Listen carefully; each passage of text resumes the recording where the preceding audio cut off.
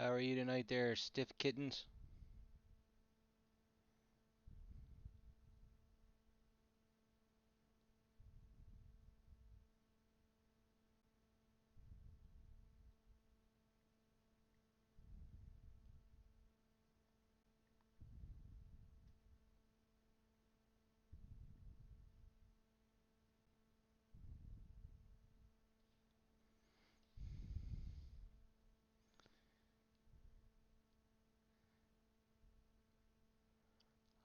I'm not gonna know what's wrong with Discovery.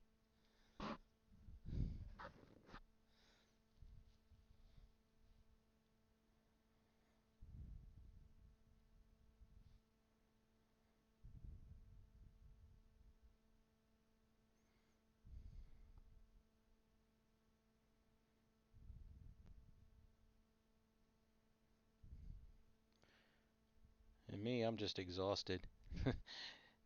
These new case layouts that Rittenhouse does with there being more than 12 boxes makes the breaks take that much longer.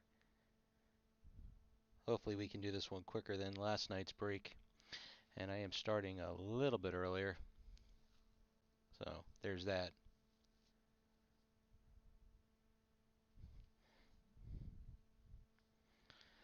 Yeah, I gotta check Netflix and Prime. I don't have Paramount, but I have Netflix and I have Amazon Prime. So I think sometimes they will put some seasons on them.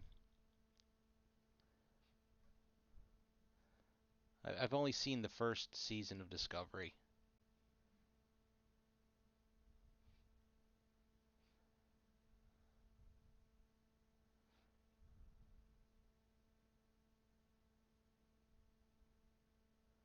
60 cases of this? Wow.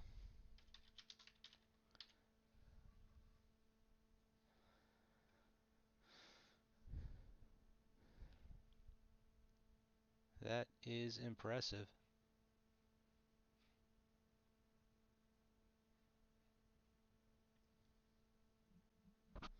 All right, well, we waited long enough.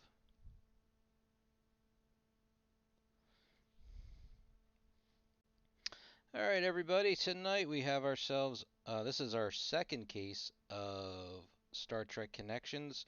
First one was the Facebook break from last night. I think, on the whole, it was a very solid break.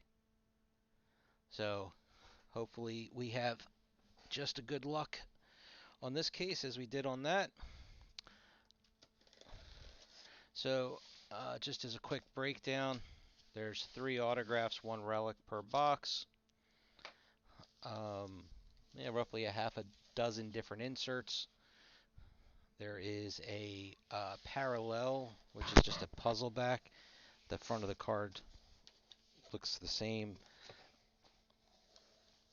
And that's the only parallel for the base cards.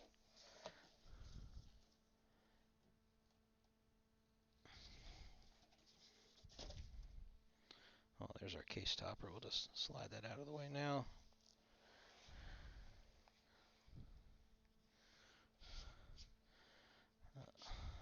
CT1.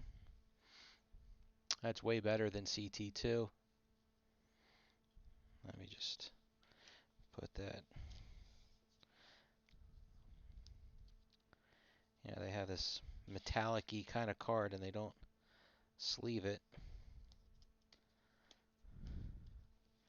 Keep it from getting scratched.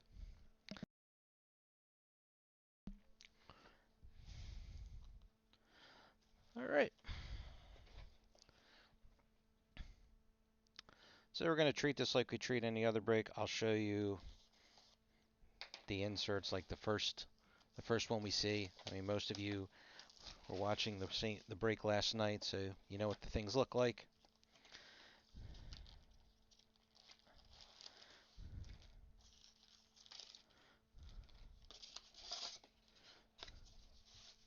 And I have not watched any breaks, so I don't know if the if we are lucky enough to get that 5 autograph card, if they are like under that piece of foam sitting on top, I don't know.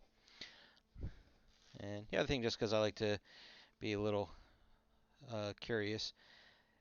The case almost entirely, all the autographs were the last three packs in that row, and the relic was the last pack in this row, which it appears to be. And then everything else is just kind of a mix.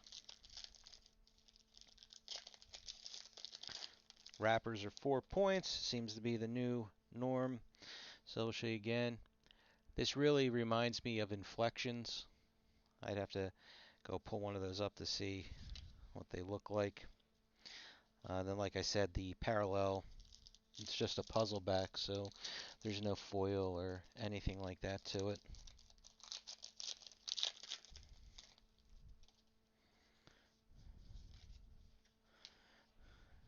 And I think this row doesn't have much in it, like inserts or anything. I think most of the inserts were in the other rows of cards.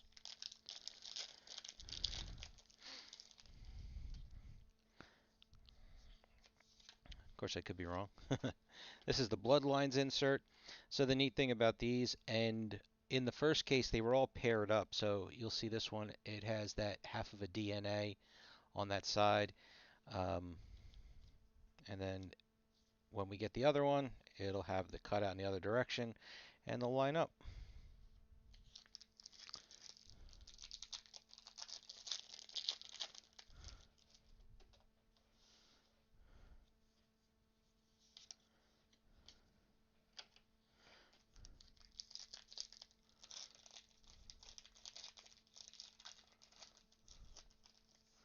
Yeah, I agree. If whoever pulls one of those, I mean, they're only numbered out of 33.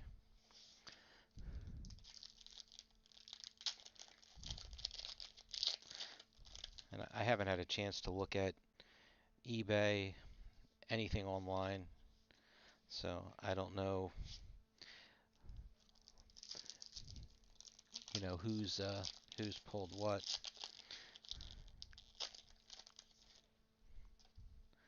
And then just so I butcher the name, the Rene Auberjonois, that guy, Odo, Picard's Journey. I believe there's two per box. Most of the inserts are two per box. Um, the O Captain cards, they're one a box, and then there's a metal parallel, which is, I can't remember if is it one a case or if it was a little bit more than one a case. Oh, it says TBA on it. They were numbered out of 75. We got one of those of Burnham. So I was just making an assumption that they're one per case. I didn't do the math to see, because there's 10, because they did two Shatners. So let's 10 times 70. Oh, duh, 750. So yeah, one per case.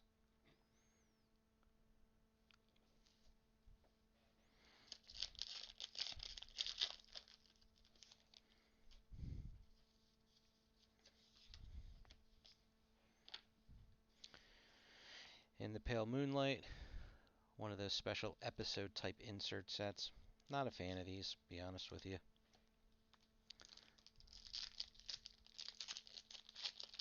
I did like, there's an Aliens insert, which I'm not sure how many different sets they might have put those in, but they had that in, I think it was the DS9 Heroes and Villains, had that particular type of insert in it.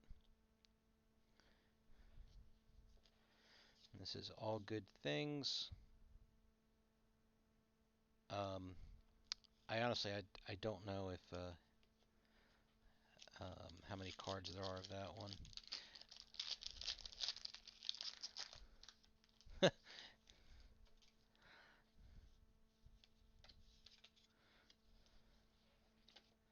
They were a pretty rare insert in the other product. Here's Pike for the O Captain.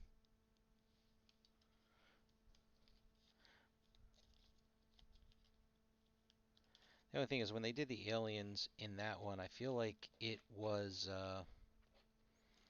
like the aliens were linked together. I don't know. Looking at those aliens cards as we were pulling them, I feel like they didn't really have any connection, but I could be wrong. All right, so that's our relic, and we're gonna go 1, 2, 3. Put the relic and see if it follows suit with the last with the case from last night. Okay, then I guess it doesn't because there's an autograph right off the bat. So that's the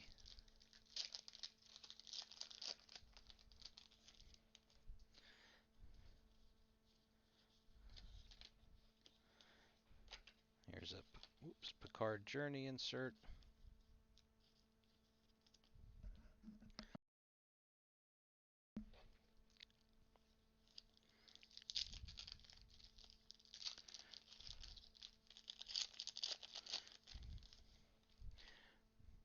Did you only see the metal one that we pulled last night?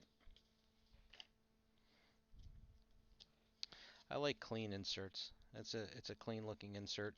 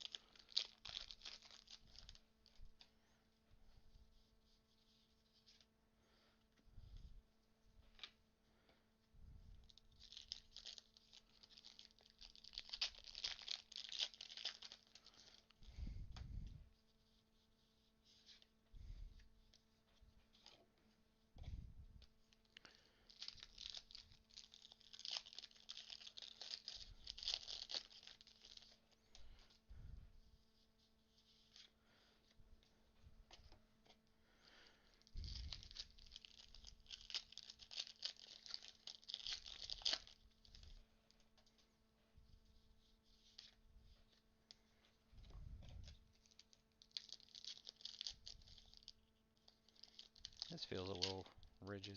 Let me see. That's it. Yep. That's funny. We got this in the first box last time. So here's the metal. And we got Captain Kirk. This is a Chris Pine version. 22 of 75.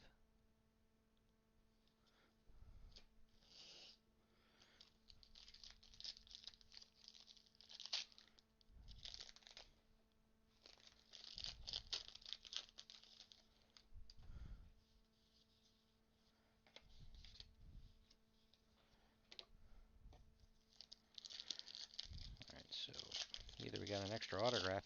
I don't. They're usually pretty good about that not happening. Yeah, this one's.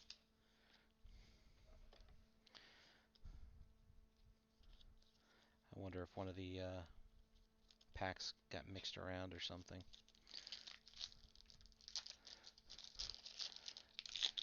Ozzy, how are you?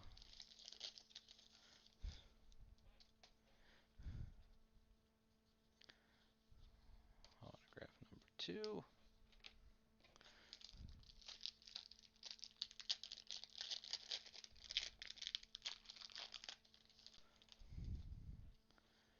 And autograph number 3. I'm curious about the lesser autographs. SR36.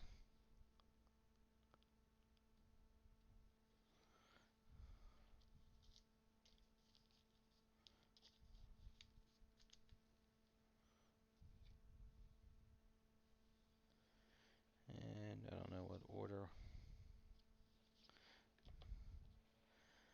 Peter Slutsker.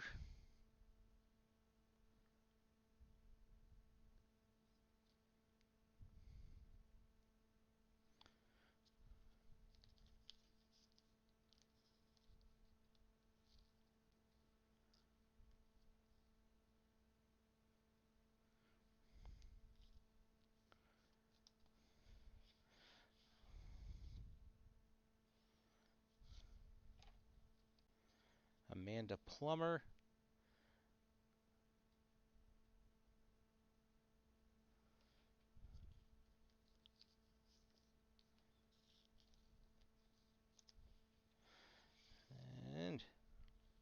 Okay, good start. Brent Spiner.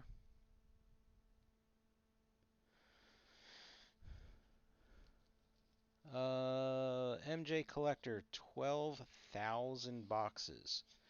I guess this is the new thing for them where, because the Great Houses, Game of Thrones was the same way where they did 20 box cases. So, when they say it's only 500 cases or whatever the number was, it sounds, great. But then, when they make that many more boxes, not so much. All right.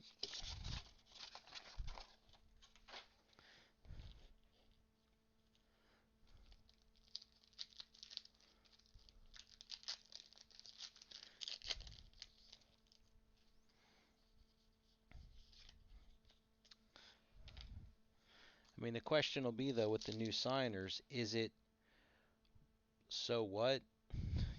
So what, they got a new signer if it's, a third red shirt, you know, to be killed in this episode kind of a person.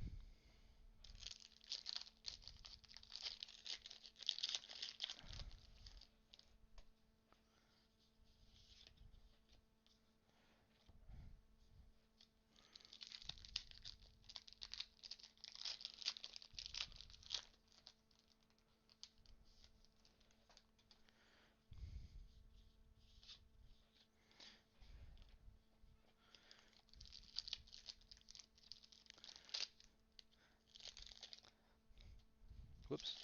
Now you think about it, they've been doing Star Trek for a lot of years, and I mean with autographs. So to get anybody new, there's not going to be many, you know, any notable people that they didn't already get. And yes, thank you. Yes, there is a Picard break. Very slowly filling. The Dune Chrome break, that filled, I locked in on the case, and then I guess I didn't officially do it, but I've added a second case because it went pretty quick, and there was like two people that mentioned that they didn't get in. Bloodlines 3B. This is the other side of the one that we pulled in the first box.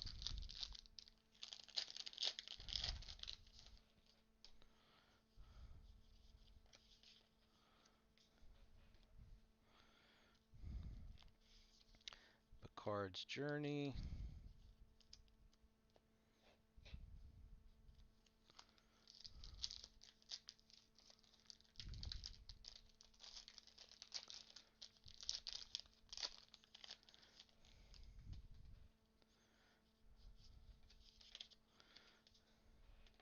I know I'm in the minority when it comes to you guys that are in all the breaks, but I'm not really a Twin Peaks fan. But I would think that there's just less people in the show, that it's easier to not have as many forgettable characters.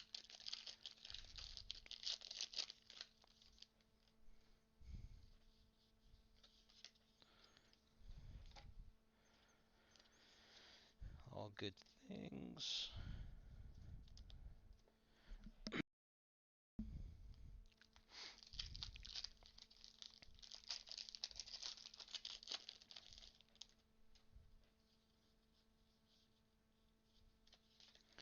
Here's that Aliens card you love so much.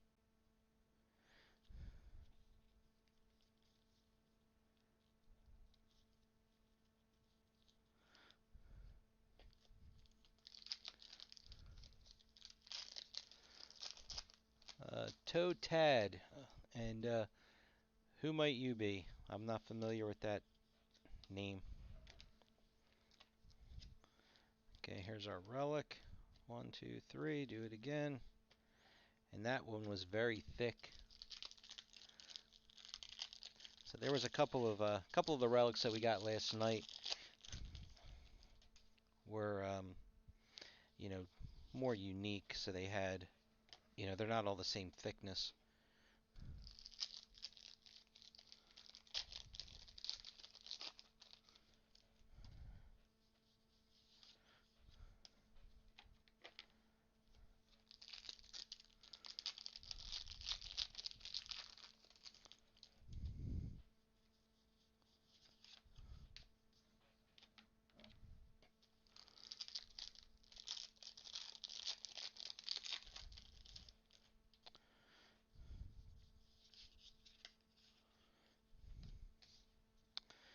if they go in order.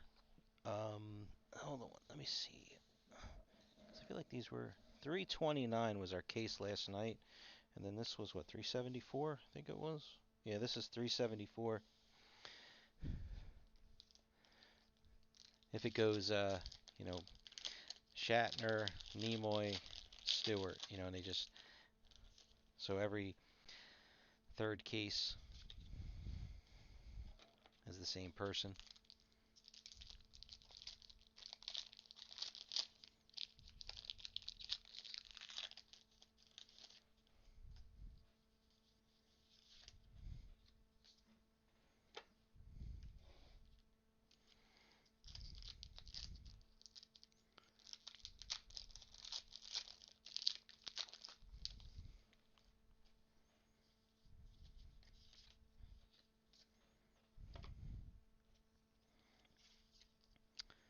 Picard's Journey.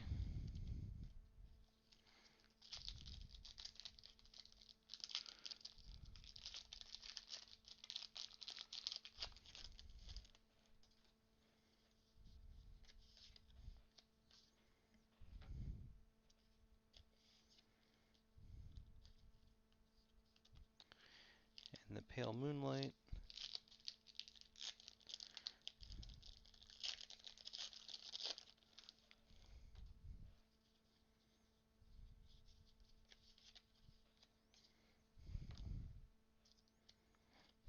All good things.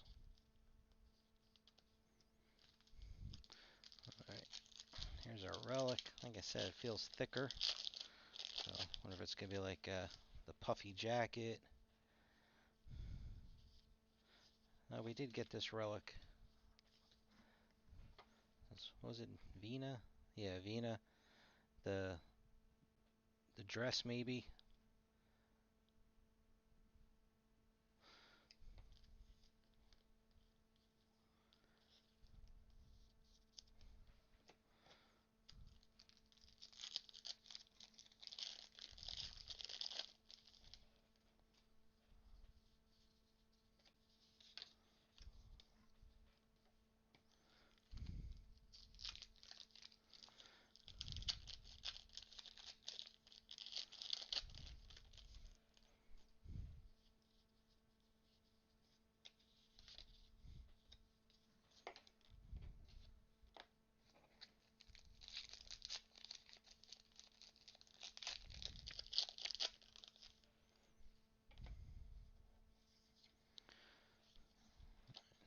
Leland Crook.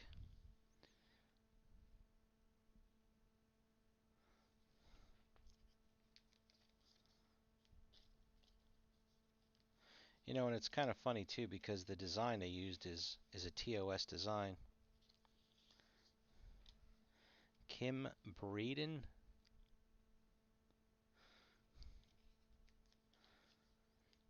I don't think we had that autograph in last night's break.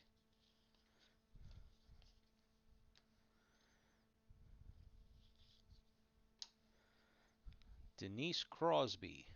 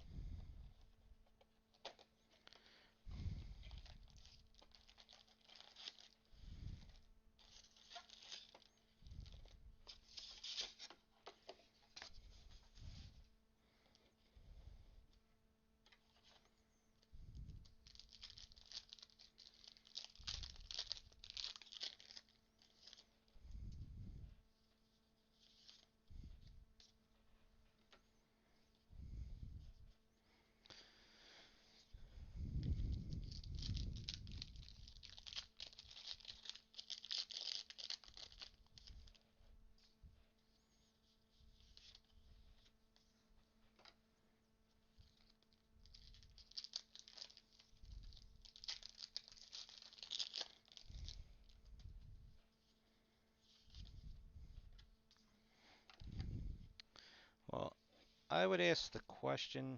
So it just says this card contains an authentic piece of costume material. So it doesn't say, screen worn. I wonder if that's, like extra fabric and it wasn't actually what the character was wearing. And they do that all the time.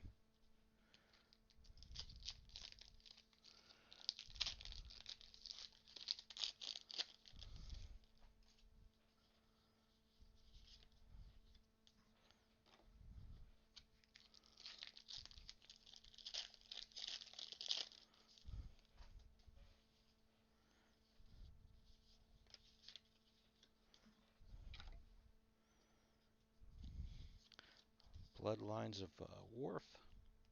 Get in there.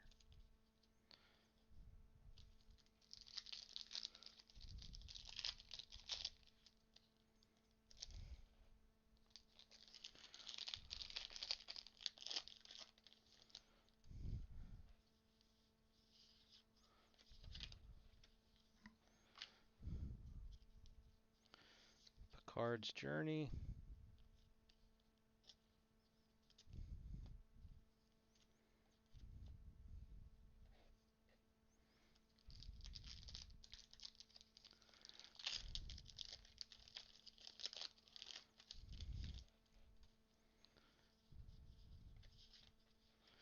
Well, we can check the other ones as we go. I didn't read every single relic, the back, when we opened up the first case.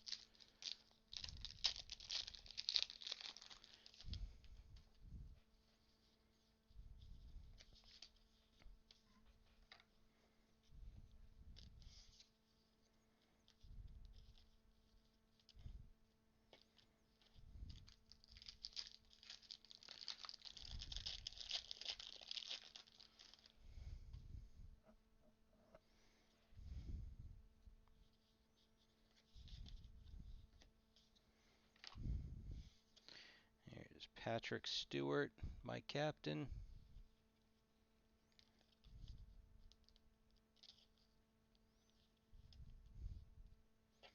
I didn't realize he had that much hair back then.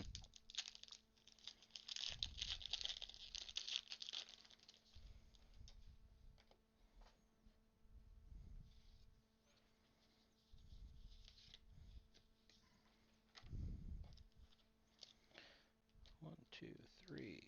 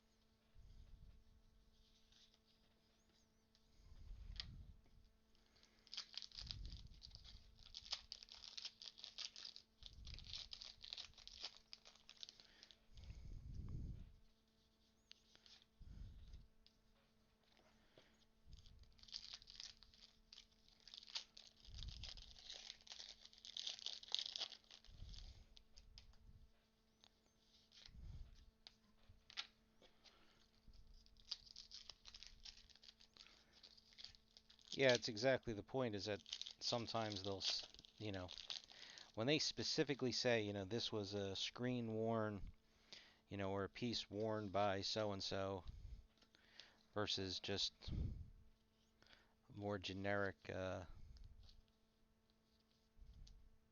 wording. Here's our Nichelle Nichols in memoriam.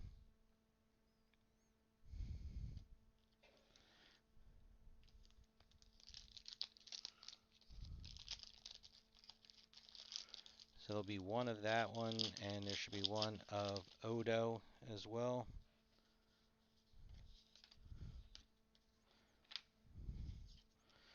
Picard's Journey.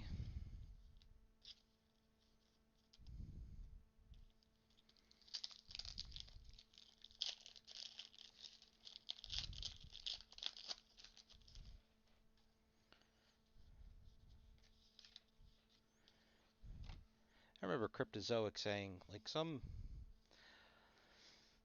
different studios are a lot easier to obtain pieces.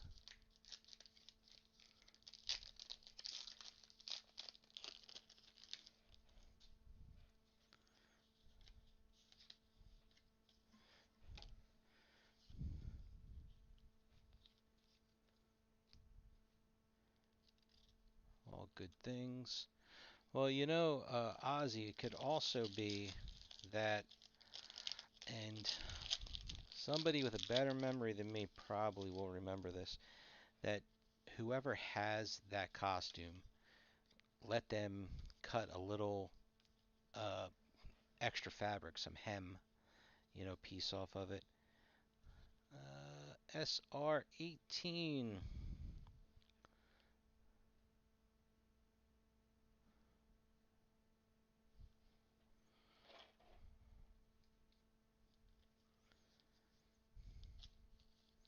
But I think um,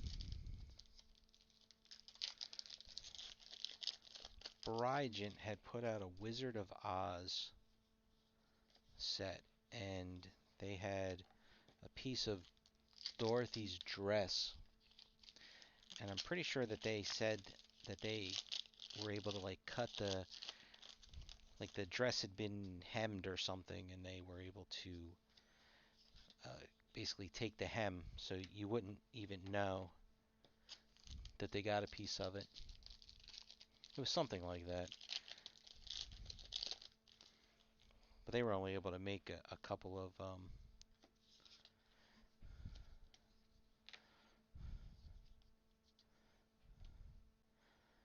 Michael Howe as Remy.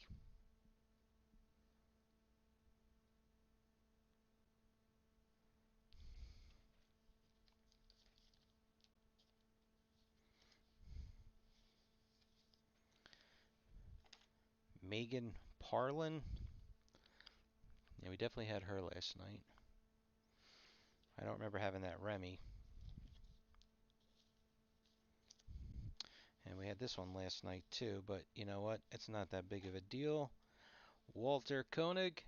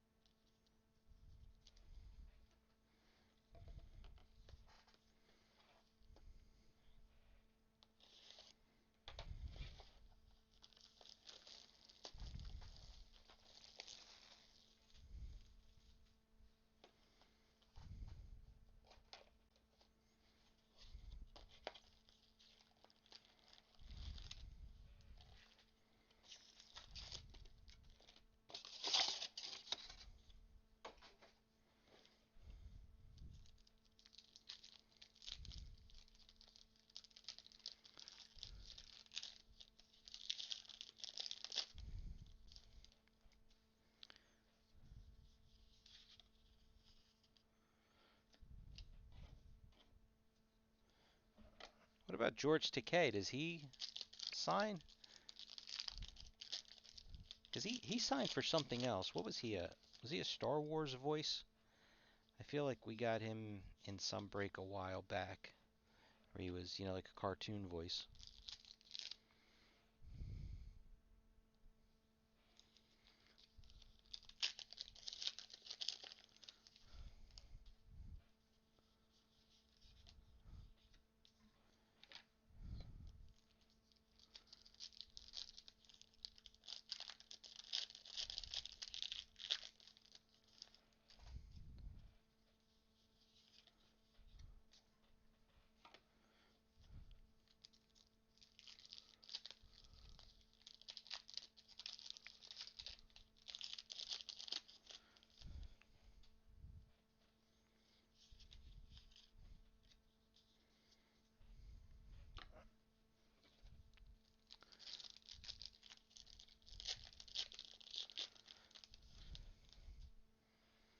Now, from the movies, are there any of the new movie actors in here? Like they had gotten, when the movies came out, like Zoe Saldana or anything. Okay, Bloodlines. Rom.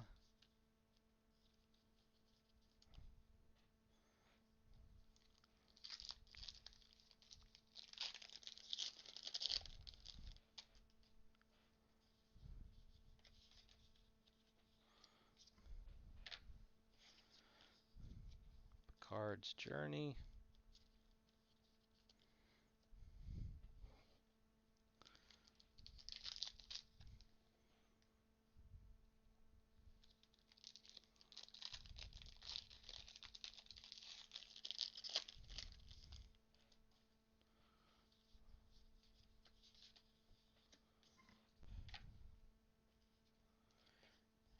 And the Pale Moonlight.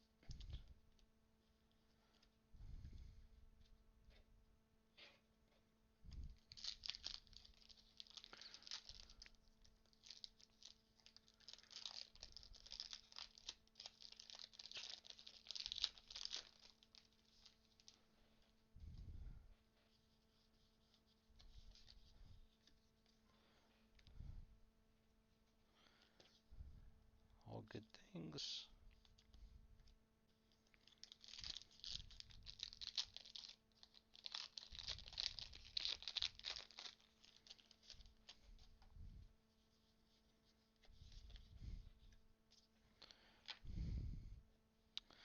And oh, Captain Archer.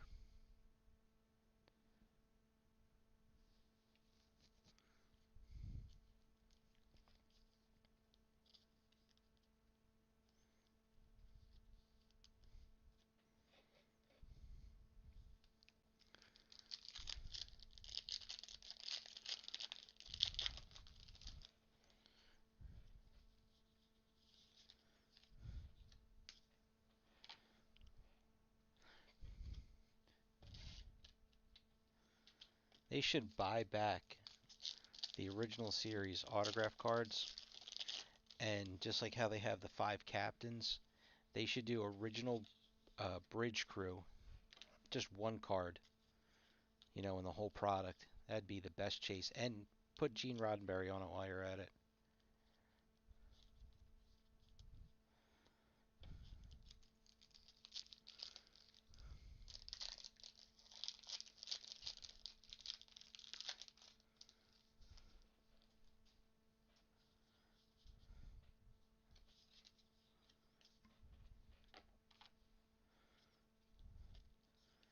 In the Pale Moonlight.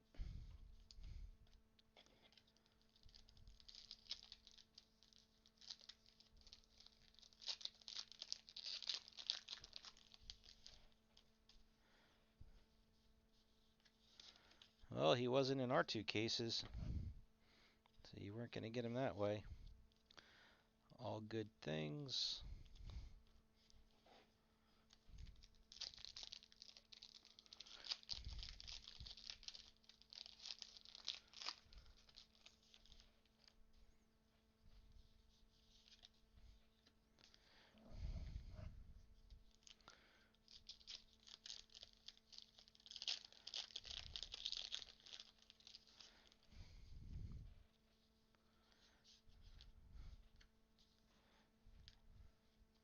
I mean, well, obviously there's a couple of buybacks in here, but I'm just saying, they've had buybacks over the years. Not many. It's pretty rare for them to do it.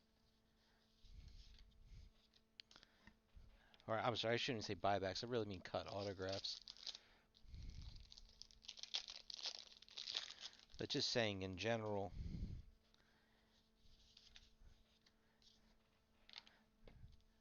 that would be a pretty amazing card.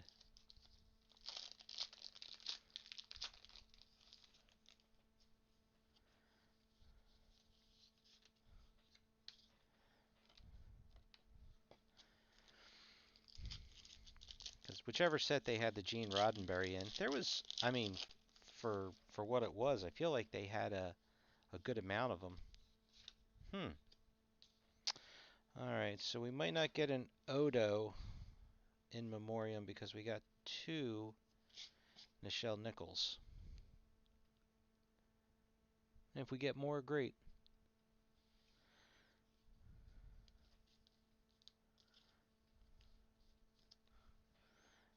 mean, we only had gotten one of each in last night's case.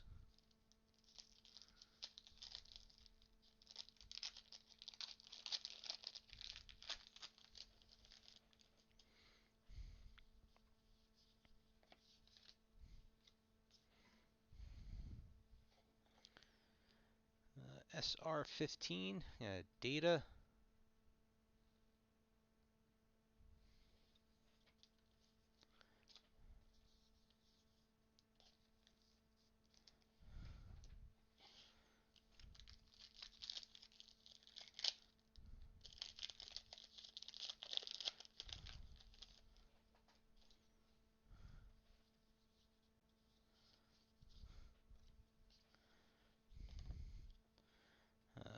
Fumzil Sitoli.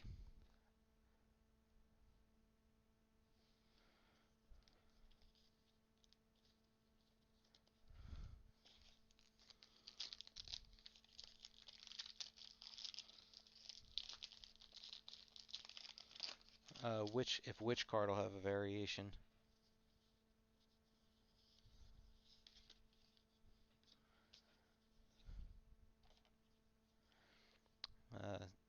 Saya, Batten, Sia, I don't know. Saya.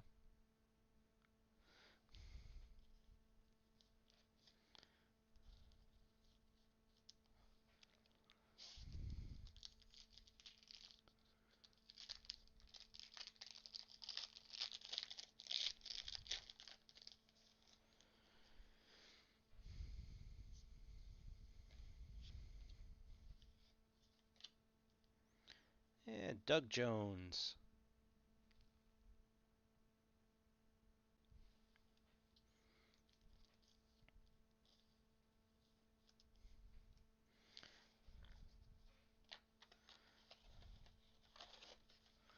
I feel like in general, the we had, I'd say a good, 5 or 6, really good autographs. Then a lot of, good mid-level ones. So, taking that into account, plus maybe one or two of the relics might, some people might take a gamble on them being rare. And then we had the printing plate, the metal. I'm going to go with, say, somewhere at least the first 15 picks, I think will be, happy.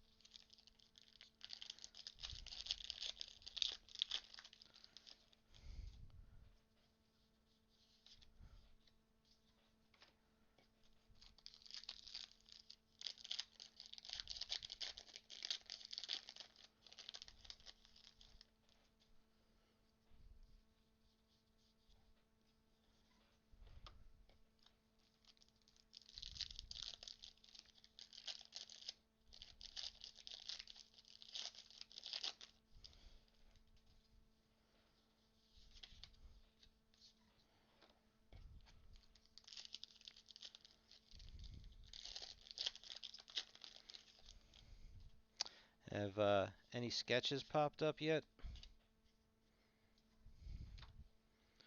Since they're so rare, I wonder how they look. Bloodlines 4B, Serrana.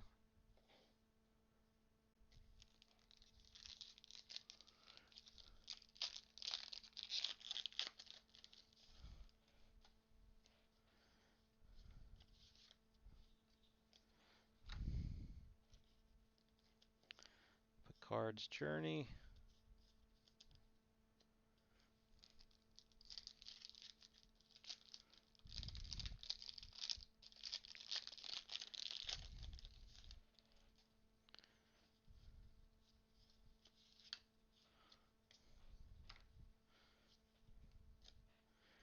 the pale moonlight. Oh, you know what else for those that didn't watch the break from last night? Because I'm thinking we're going to be about due. There were 3 auto relics in that case.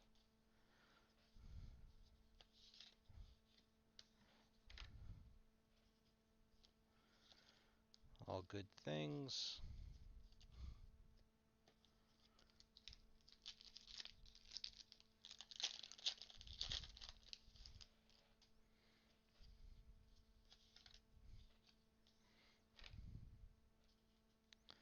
There's aliens.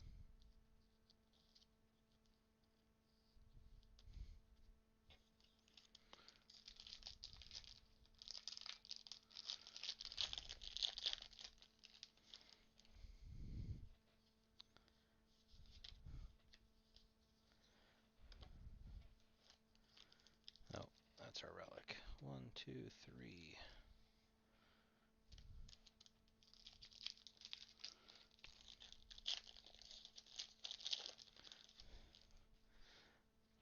Well, you ought to check with Adrian and see if the checklist was sorted out. I don't know how many auto relics there are on the checklist because they just have it mixed in with the rest of the autographs.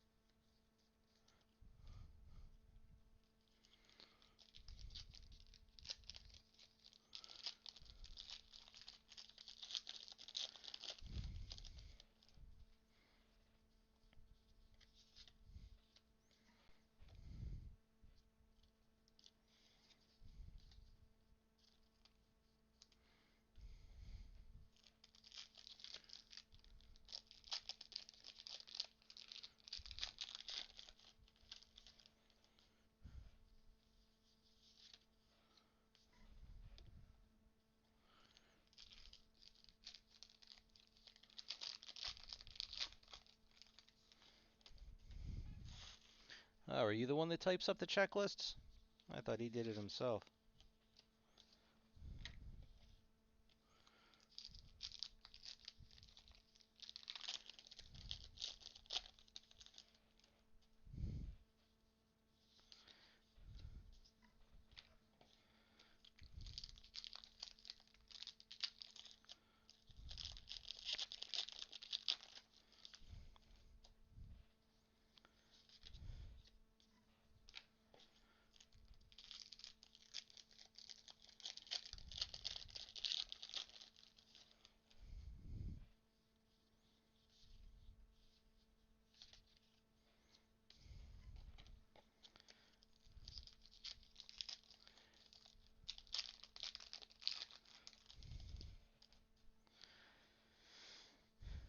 So 9.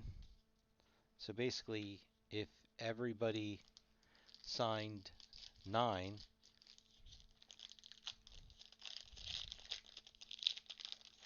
or no, 9.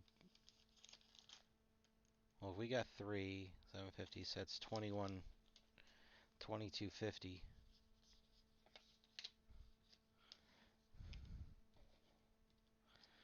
Yeah, that's a fair amount.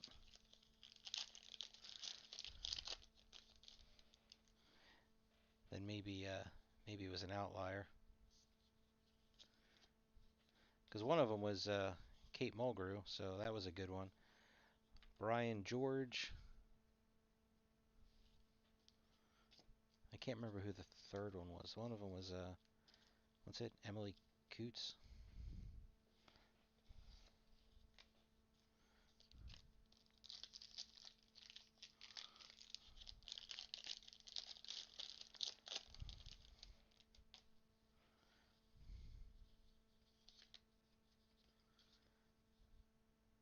Lindy Booth.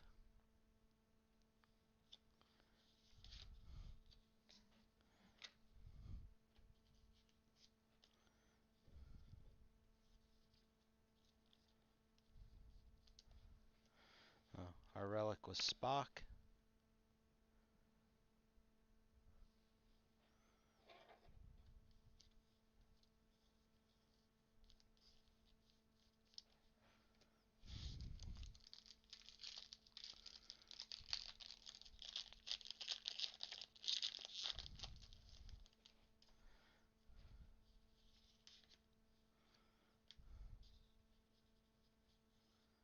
And Garrett Wang.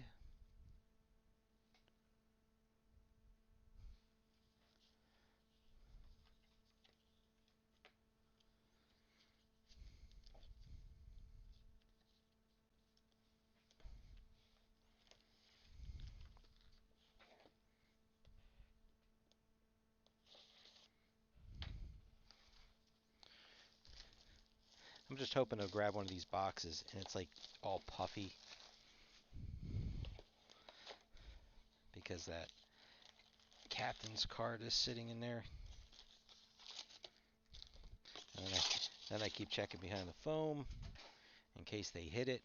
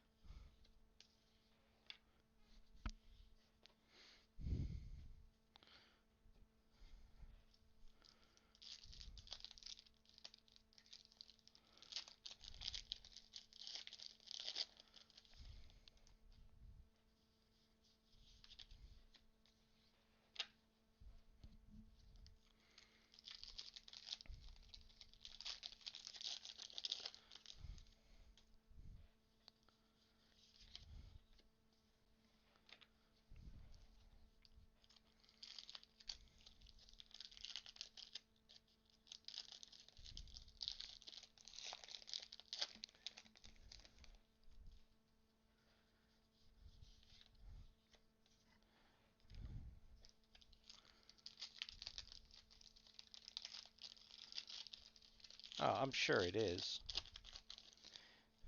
I mean, the card, well, it has to be an oversized card. So you figure it's 4x6 maybe.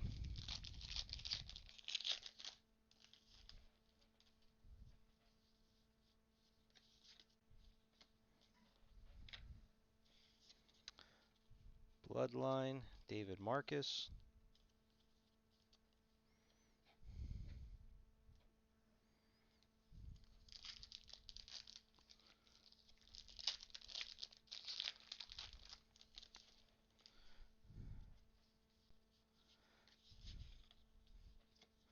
Well, if I really wanted to test the theory, what you're saying there, Picard's Journey, I could, well, I don't know, the scale I use for my postage is a tenth of an ounce. I don't know how much heavier the card would be than the foam. You know, you could weigh the box.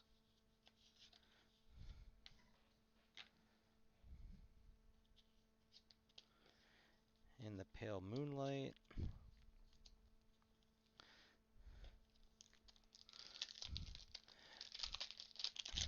It's those things I was always curious about when, you hear, these anecdotal stories.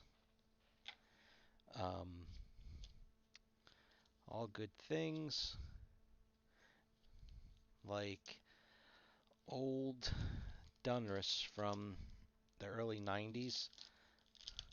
They had what were they, the Dominators? I forget the insert, what it was called exactly, but they had metal on them, and apparently if you had a metal detector, you know, it would go off on that box. Oh, Captain of Janeway. And that's one of those products where they made millions of boxes, so people just had tons of it laying around.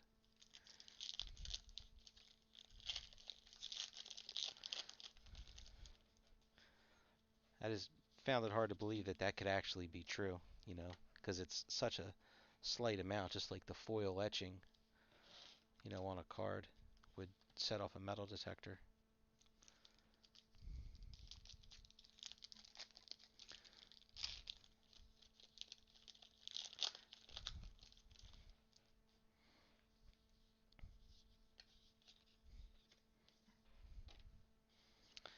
Card's Journey. But when it comes to Rittenhouse, we, we used to play around with the numbers on the boxes because you have the numbers are sequential to a degree where you'll have, 3 or 4 boxes will each, they'll be in order.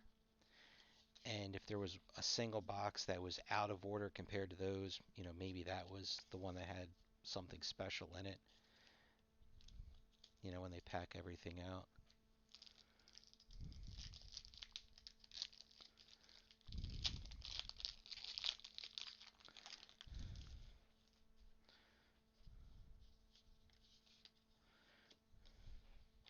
The odds of getting the captain's card?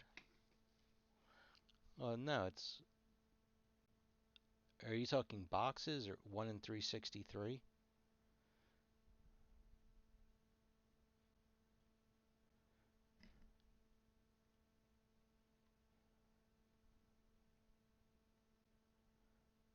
Yeah, you are correct.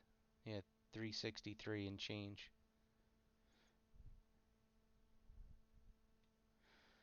I guess the only thing you don't know is how many boxes they held back.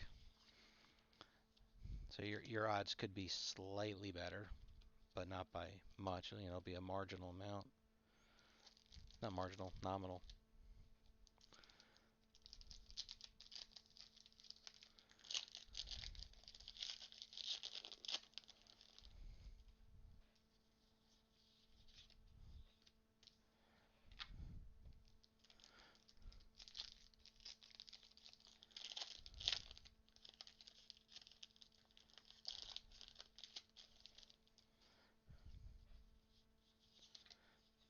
Now it said 33 of that. Did it say how many of the Odo cut autographs there are? Yeah, 50. So there's 88. What's 12,000 divided by 88? That brings your 136.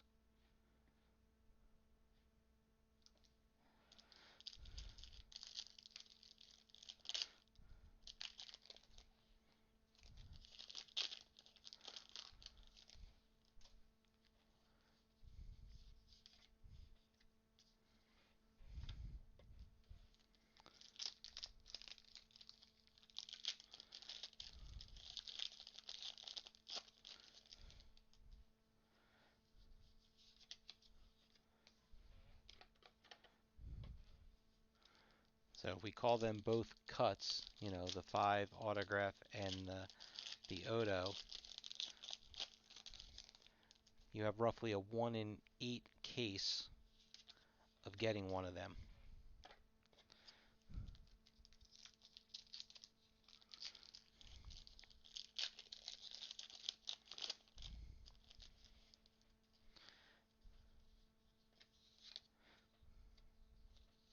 The crazy thing is going to be if somebody, here's a Odo Memoriam 007 serial number. Yeah, most definitely.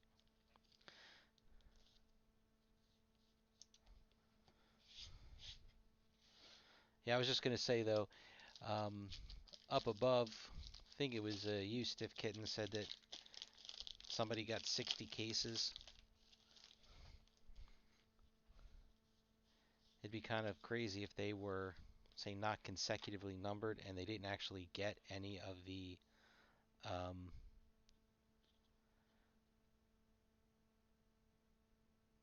any of the cuts.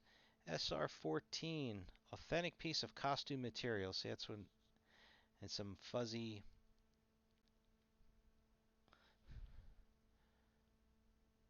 Material there.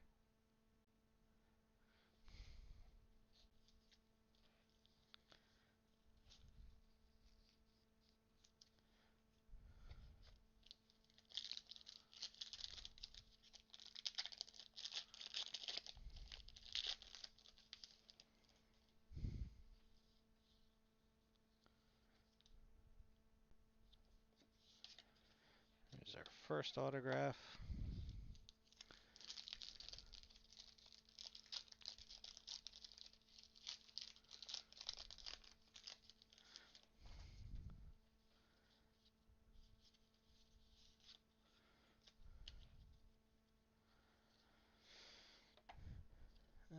Dennis Cockrum.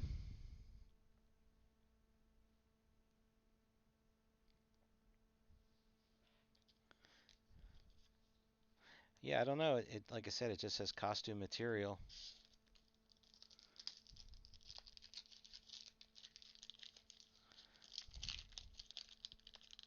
Yeah, Robert at the Philly show last fall, he said that Patrick Stewart didn't want to sign regular sized cards like he did for the last Picard, but they said that they talked him into signing regular cards. Alice Kriege, the voice of the Boar Queen.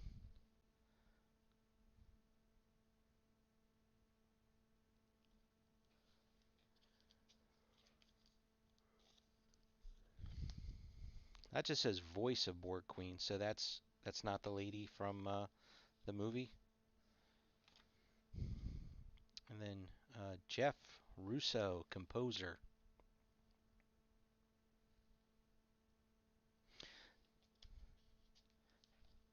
I don't know how rare that is. Kind of like when they from Game of Thrones, they got that Ramin Djawadi, however you pronounce his name. Same guy that did the Westworld soundtrack.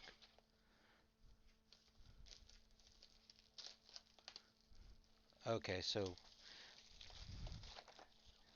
wasn't sure since they said voice.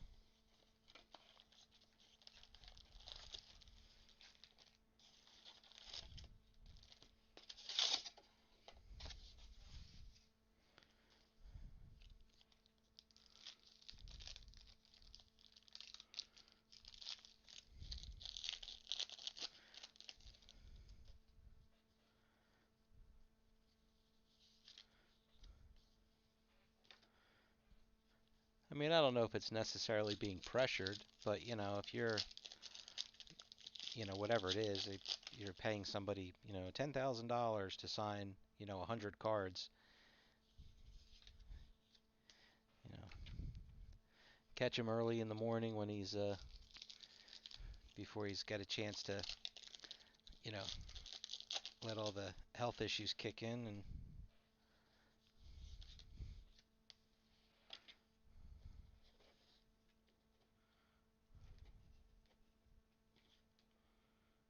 yeah, still doesn't look like a auto relic yet.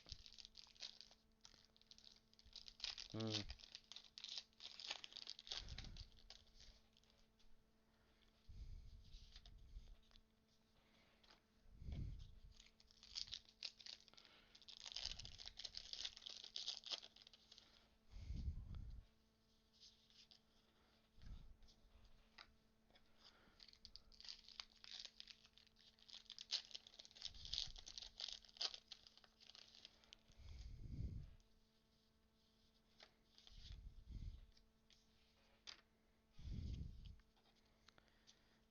Jack Crusher.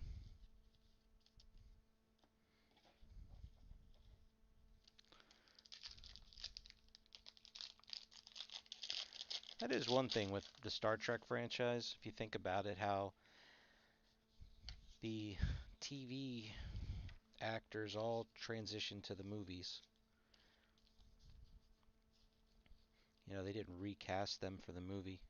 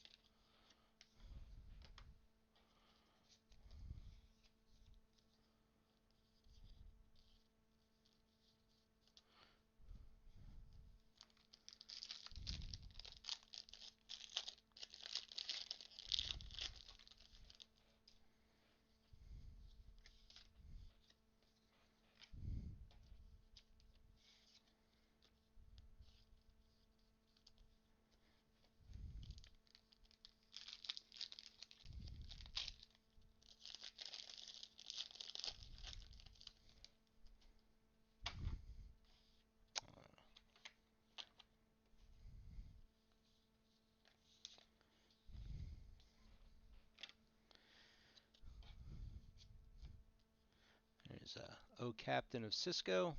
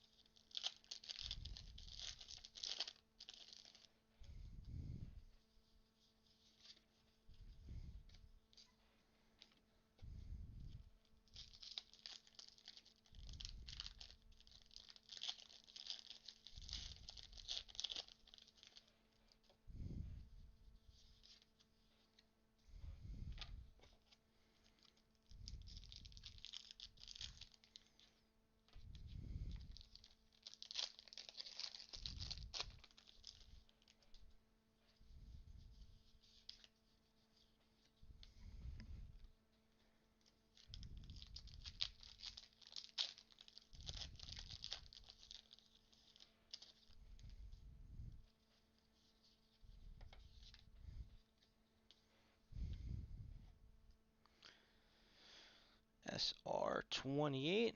Oh, Kirstie Alley.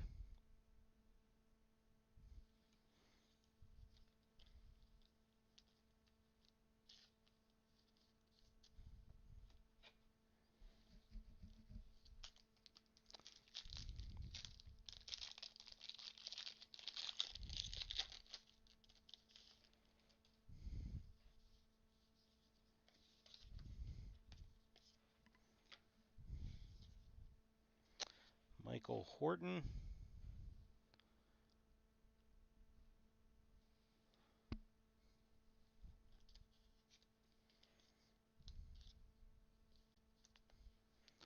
Yeah, a couple of the same, couple of different relics from yesterday's case to today's.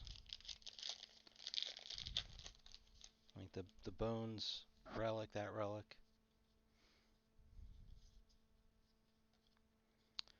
J. Adam Brown. We got that one in the last case.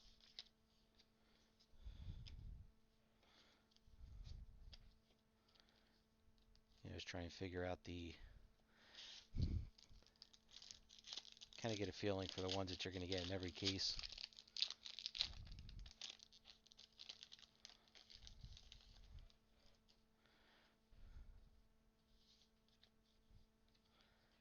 Who do we get? Oh, sweet. Different, this is not the same one we got last time. Jerry Ryan. I mean, we got Jerry Ryan, but just a different version. So more of the classic for her. I think the one that we got was a Legends.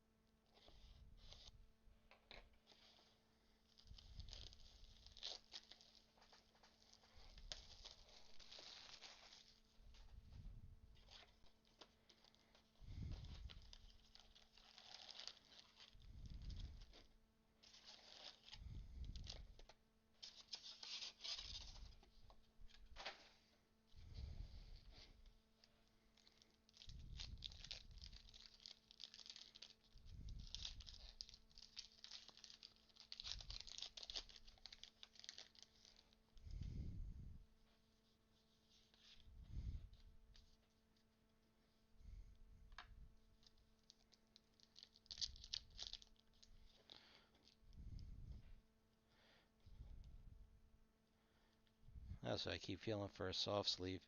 See if maybe there's a printing plate or sketch.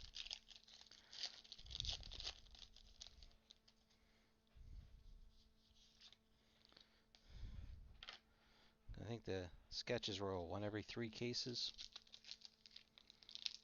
So pretty long odds.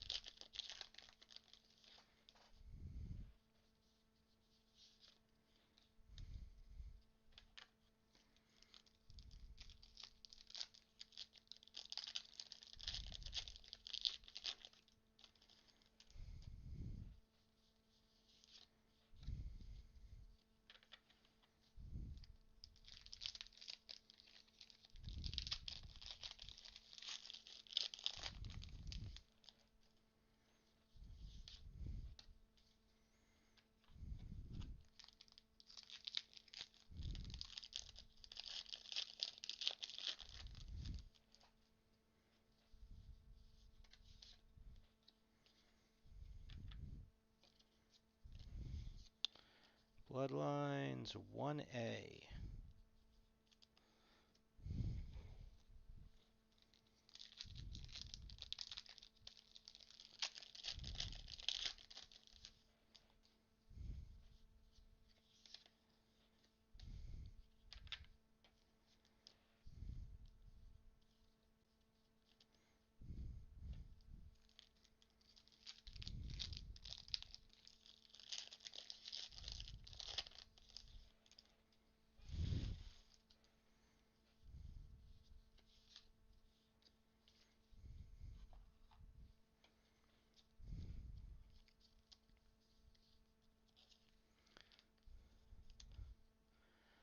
So are there any upcoming products anybody's excited about?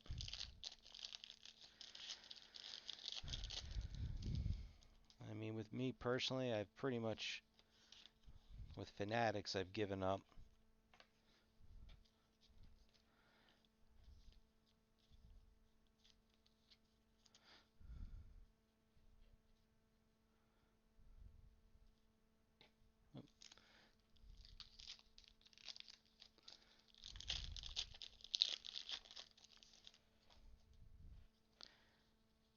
And I don't know why, just my personal thought. I don't know if Frazier's going to be as popular as Cheers was. Here's one of the Aliens inserts.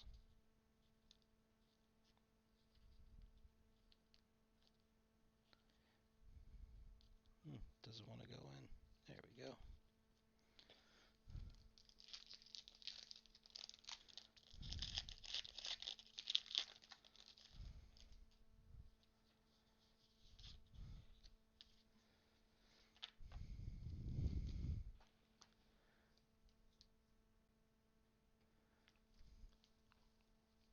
And was that one of those, what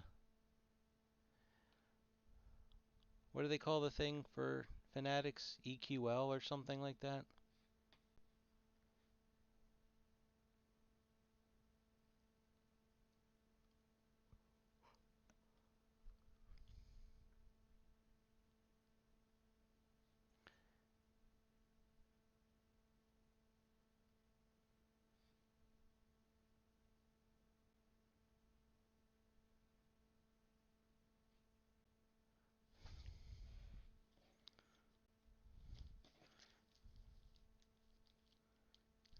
None of those.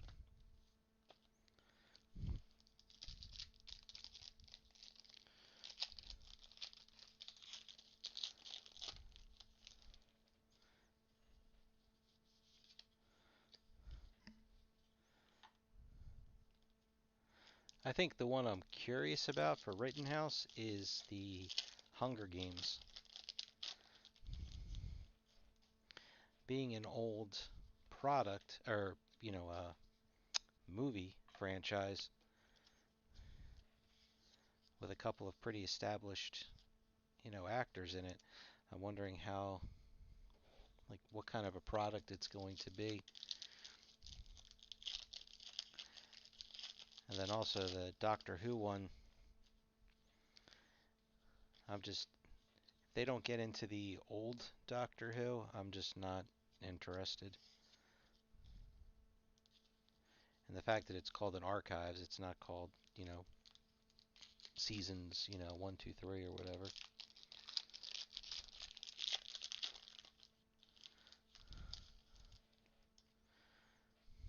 And I mean, from the original series, 99% of the people are all gone, so I don't know, what they're going to do autograph-wise, since that's always a big thing for them. I really wish the Rittenhouse would get back into a comic IP like they were doing with Valiant.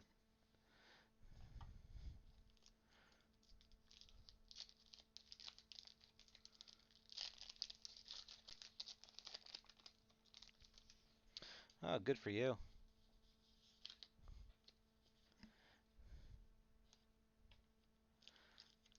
When I opened up the Garbage Pail Kid Sapphire, that was a lot of fun for a pretty expensive product. But then once the Atom Bomb Papadopoulos was pulled,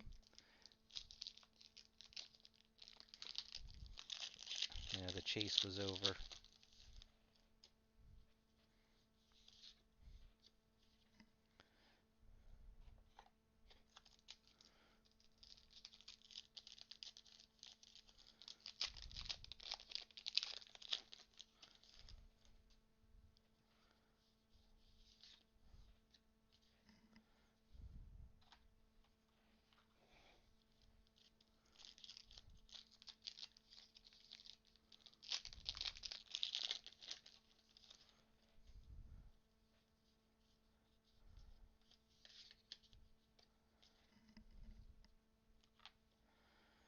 Is this Kira? Yep.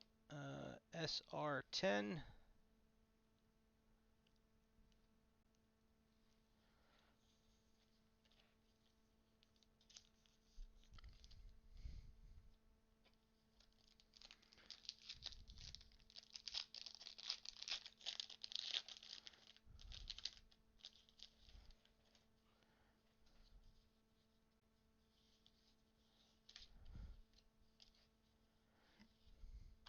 Here's an inscription. Marcelo Tubert, episode Devil's Due.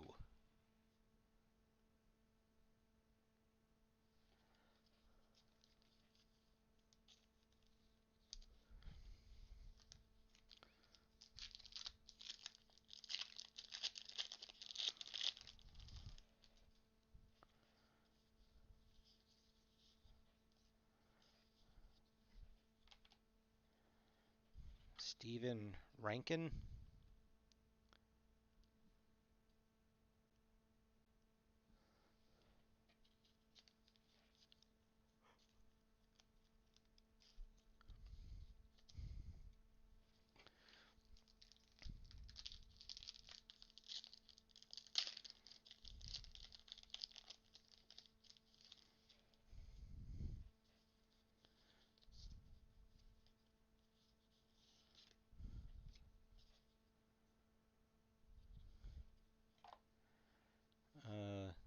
Jack Quaid.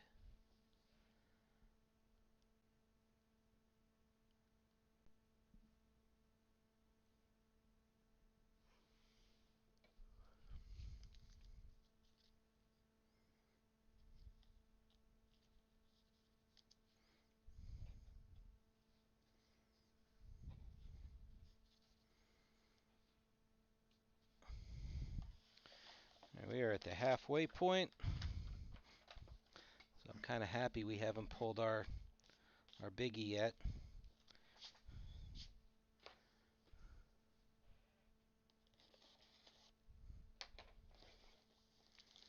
Is that the guy from The Boys?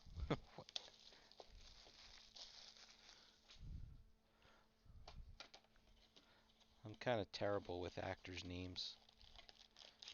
Kind of looks like him.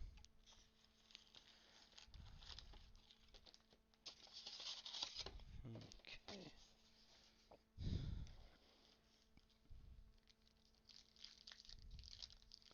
Okay, so that's Huey.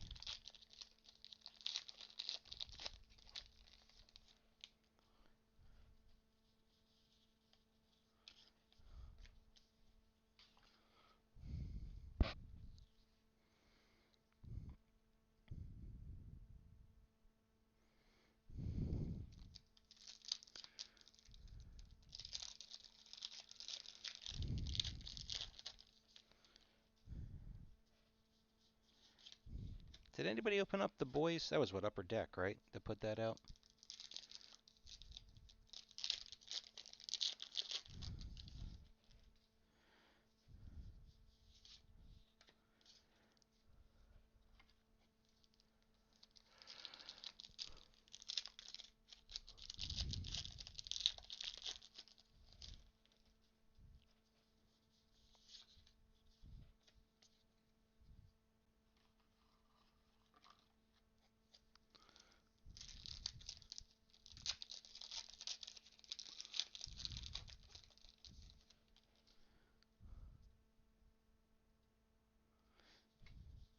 Yeah, I mean, it seemed like they had, all of the main cast in there.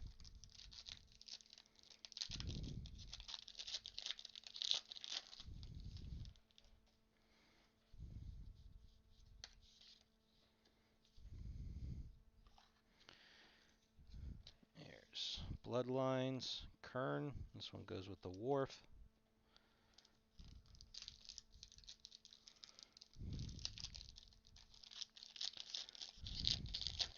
The one I was actually interested in opening was Invincible, but I really didn't understand the breakdown and the fake autograph cards. Just definitely doesn't make me want to open the product.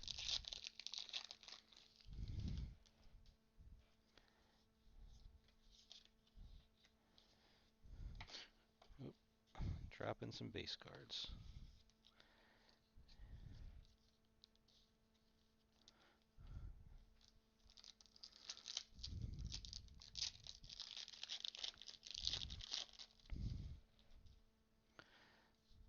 Fanatics did that with one of the Marvel sets.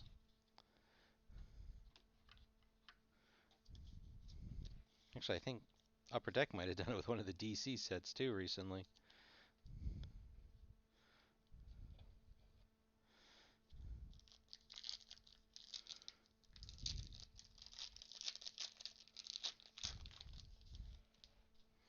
But when you have a product like that, I mean, it's screaming for sketch cards. But whoever it was that did it just, I guess, wanted to get out cheap.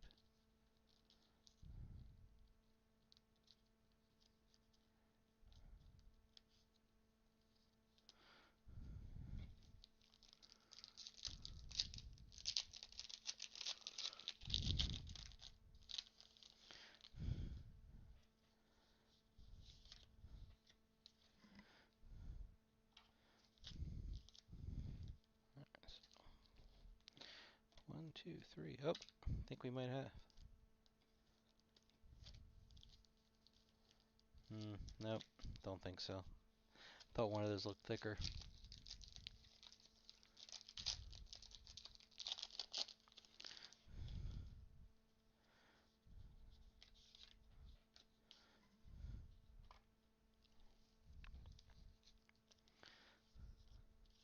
I think I need somebody to explain to me the card games.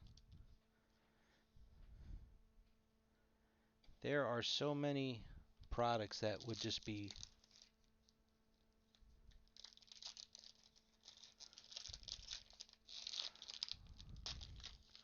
Uh, was there any upcoming? I know I saw uh, a Twilight Zone set. There was one of those.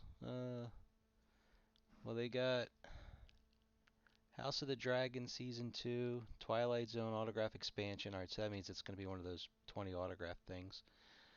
Voyager Archives and Inscriptions, Hunger Games, and then Doctor Who. I don't see another Star Trek on the upcoming.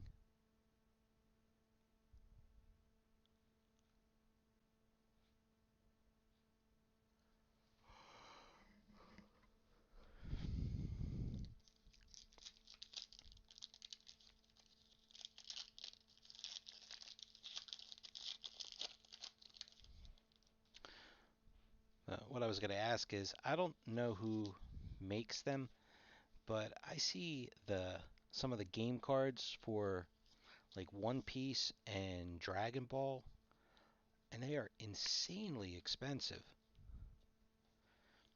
But I don't know anybody that actually opens them, and I don't think Blowout sells them, so I don't know who makes them.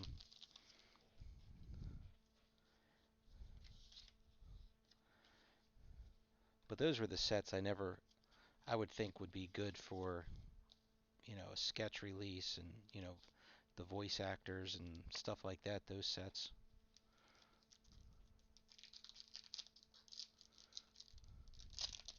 Oh, okay. Understood.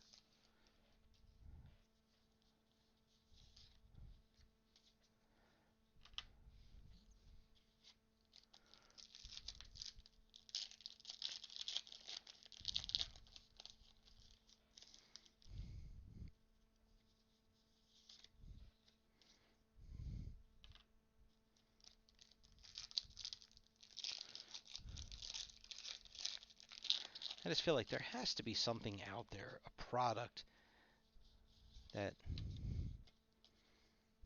just something fun to, do some breaks on that isn't priced at a, some insane level like all the Fanatic stuff is.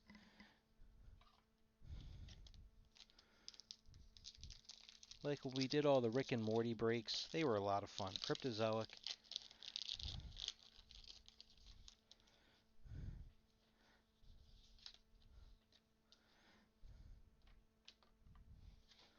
And then whoever made the Transformer sketches, I saw some people posting. They looked like it would have been fun to open, but I didn't. Oh, there it is. I was gonna say no puzzle back. SR24.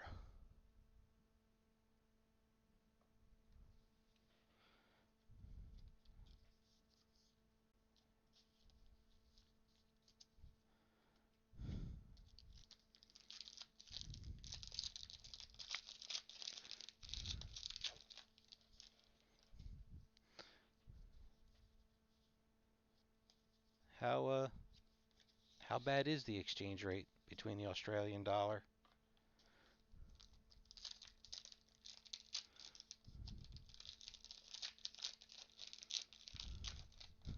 Yeah, I know it's not Star Trek or Game of Thrones, but with the way the other stuff is, I can't open the other stuff. Stephen mocked.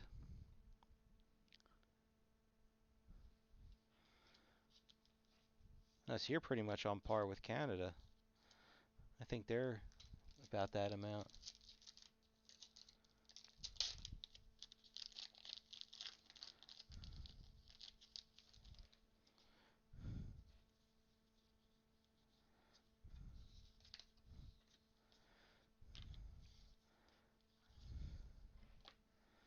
There we have James Frain.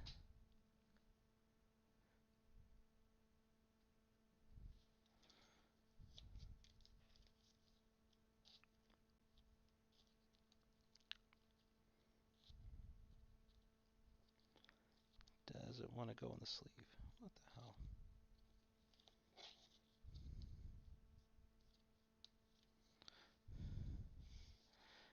another Legends. LA21. Soniqua Martin Green. That's a nice clean signature. Pretty centered in there.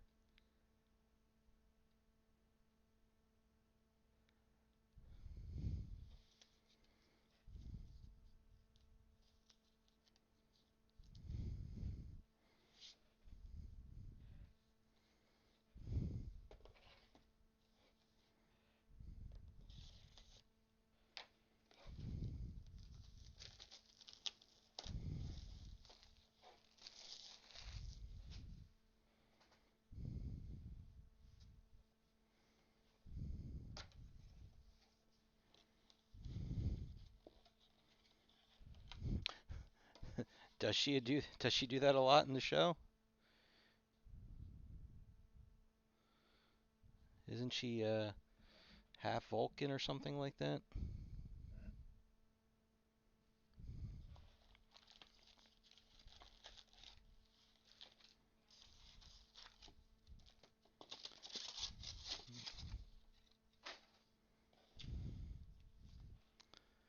Oh, raised by Vulcan. Okay.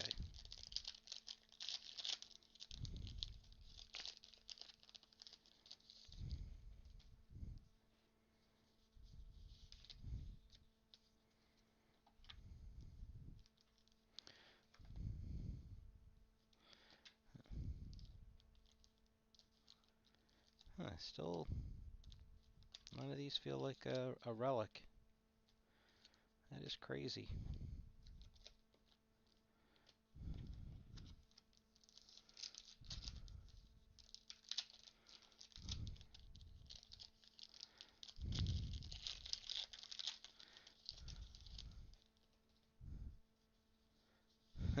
You say check the memes. Honestly, except for my Facebook group for doing, card stuff, I am pretty much not on social media at all.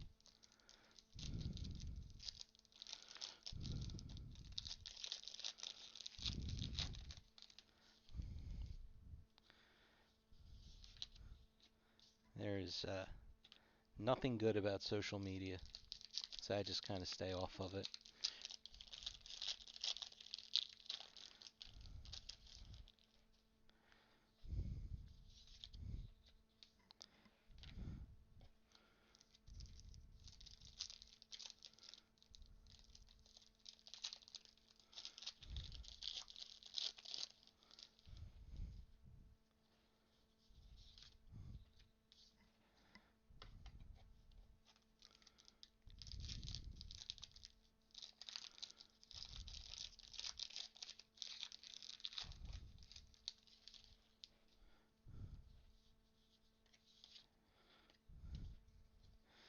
All right. Here's the other half of this one. Here's Quark.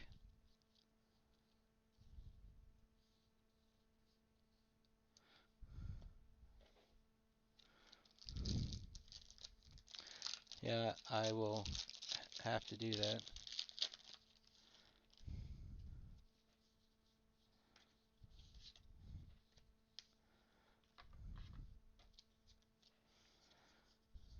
Picard's Journey.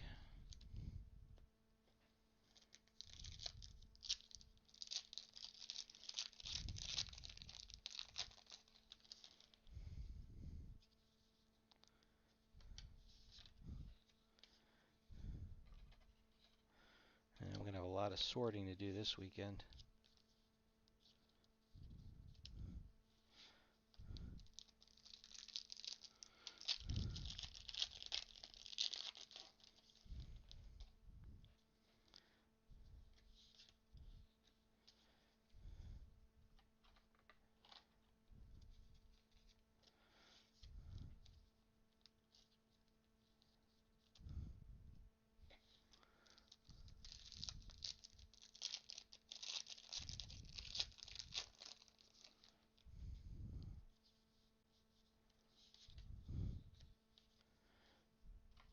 Oh, and here she is in our O Captain insert.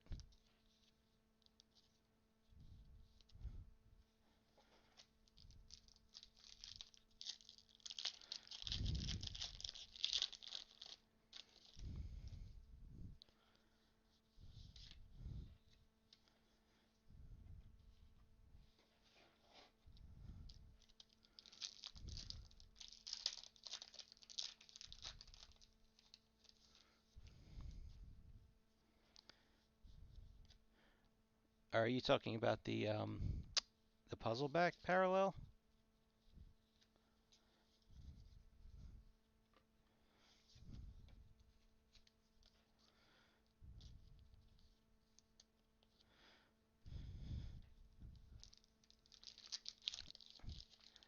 I mean, I haven't really been paying super close attention, but I do know that when I open up the packs, the characters on the back of the pack are the same. Like there's always, Picard was on the back, and whoever else it was. I noticed the same people over and over again.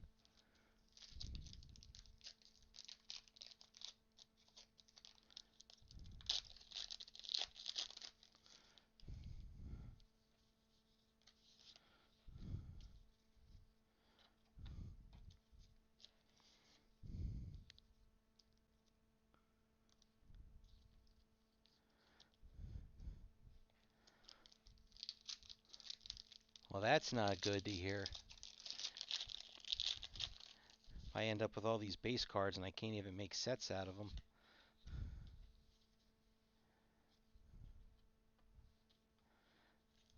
I am surprised though that the parallel, I mean, they didn't change anything about the front of the card. And I guess that's, more cost efficient that way.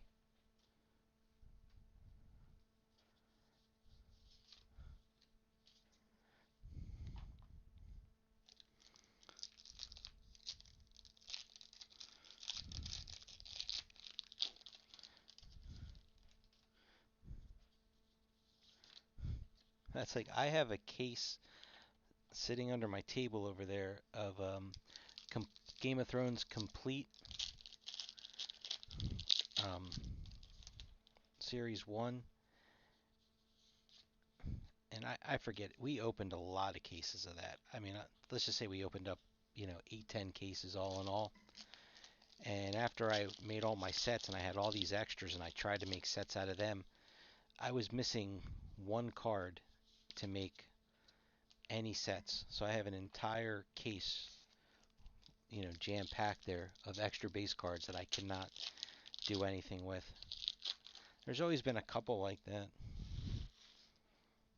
Well, actually, the great houses, I have, I got some of the cards with the printing error on them. So I have a bunch of sets that I'm missing the same two cards on to finish off a few. I shouldn't say a bunch, maybe like 4.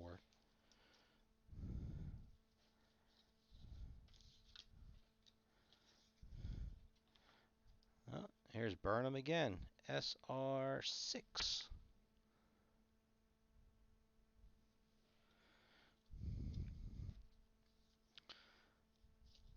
Well, the only nice thing would be is if whatever few I'm short in one case, um, I have extras of in the other case, so I can just put them together.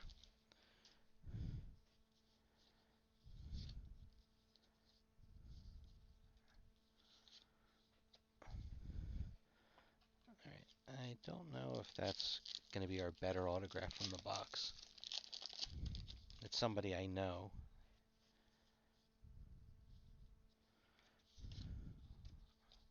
That's our bridge autograph, but not huge. Let's see what I'm gonna guess this one's gonna be a nobody. No. So we got 2 mids and a good. Alright, well, I'll start with Steven Weber.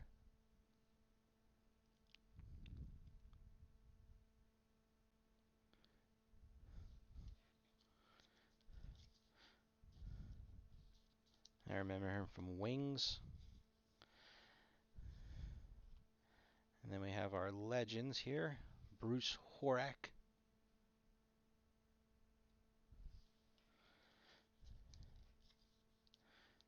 Yeah, I don't remember Twin Peaks, if it was, if I had collation issues. Alright, and then we have 2 legends in this box.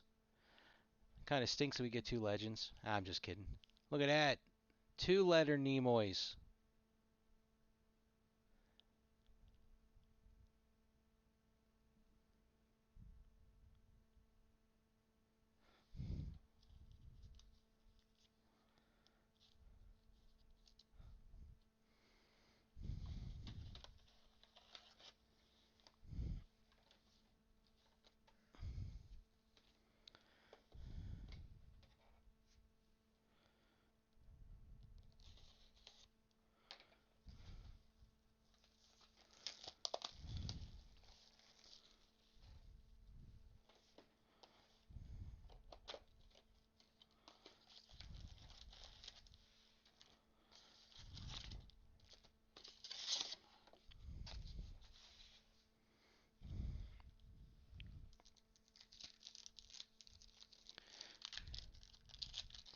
I know I have. I can't remember if it's a Star Trek, if it was Finest or Chrome, but one of those type of metal sets. I have. I was able to put together half, like out of the entire case. I think I only made one set, and then I had the exact same cards, and I could make half of 8 sets, and I could never finish the sets.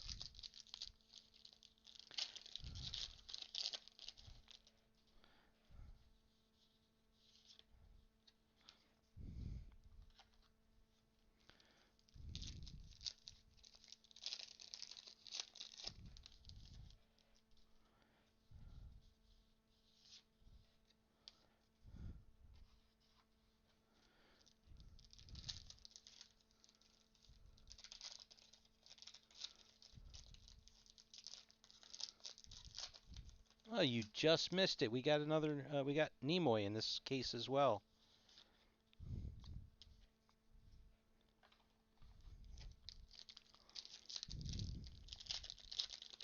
It's funny. A couple of the bigger autographs. We had Jerry Ryan, Walter Koenig.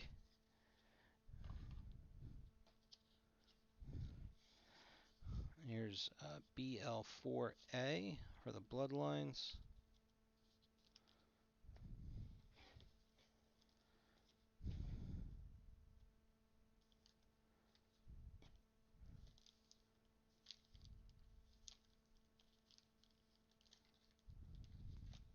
Still don't feel another relic, like a relic auto. One thing I'm curious about is, I mean, we still have 5 more boxes after this, but in yesterday's case, we got 3 autograph relics, and we have not gotten one yet in this case. So I wonder if that was an outlier.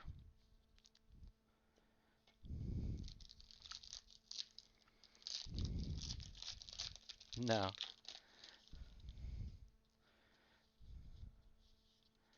Matter of fact, now that we're getting closer to the end of the case, now I keep, like, I don't I don't think I feel any soft sleeve.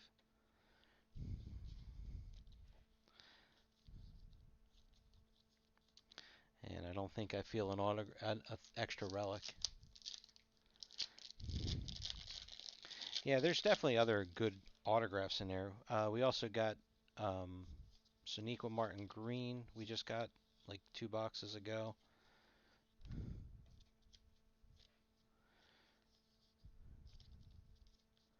Now, you know what I was just saying, earlier in the break, that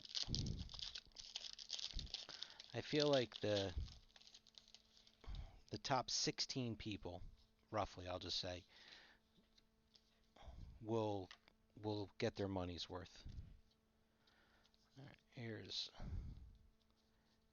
Christopher Pines, Kirk in the O Captain. Actually, no, this.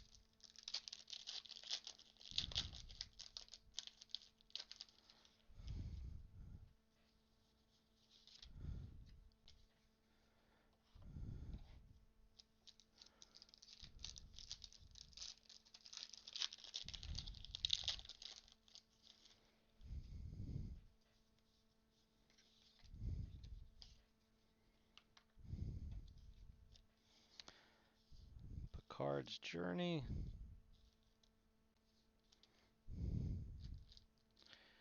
Yeah, that might. I'm gonna run out of soft sleeves again. I even grabbed an extra pack. I think I'm gonna just sleeve the autographs on the last couple boxes here.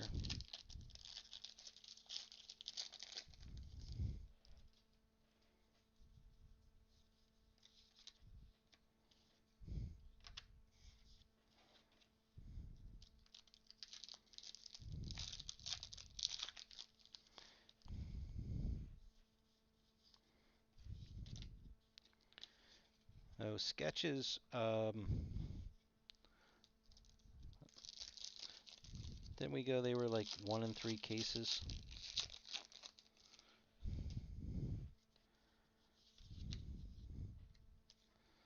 So it's very possible we won't get a sketch.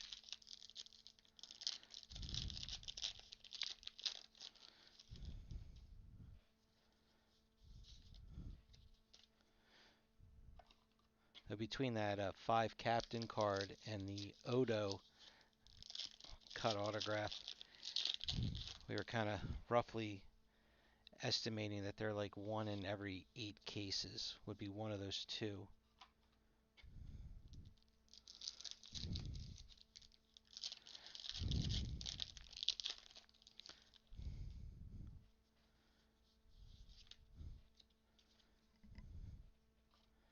But I would think at minimum we're probably going to get 1 printing plate. I mean, between all the cards and inserts, I'm sure there's enough printing plates to go around. Is there an incentive box with this? I didn't even look. I know they're not really doing archive boxes so much anymore.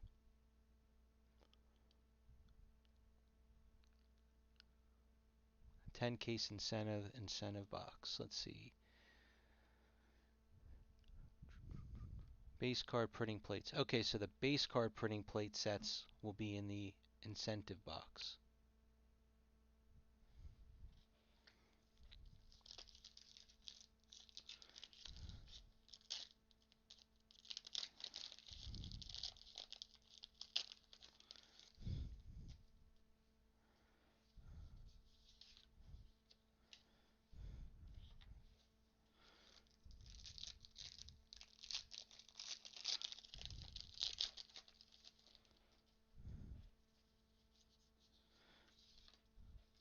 And I will say, unless the last boxes have some cool relics in them, the relics in yesterday's case were better.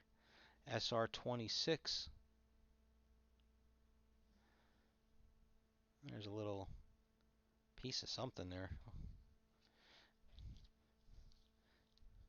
I don't know if that's a piece of string from this relic or something else got in there, but oh, oh it came out. Now it's sticking, sticking to my finger. Static cling.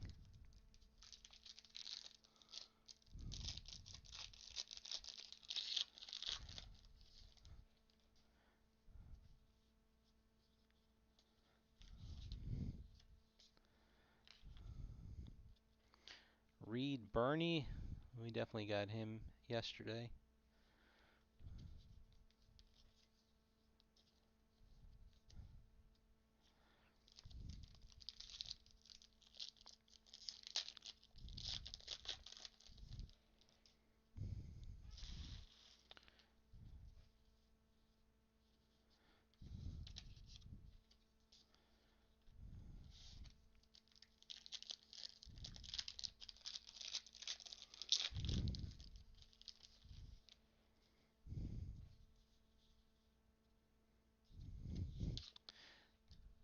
Different inscription, but we got this exact same inscription yesterday. Card. Dylan Locke. Picard is my hero. At least I don't think that was the inscription we got yesterday. I'd have to look. And Legends. Michelle Hurd.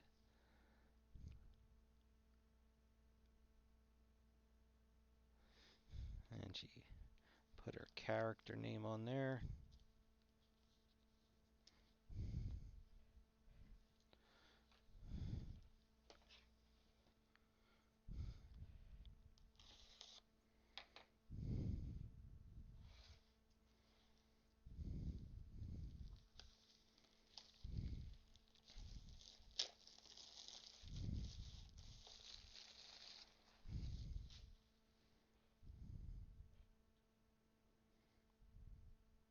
Yeah.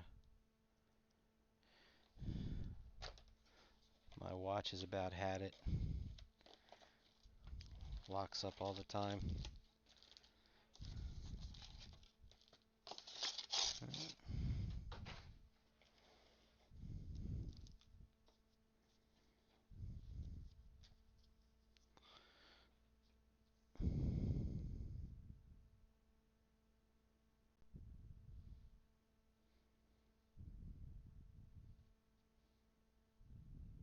Excuse me 1 second here.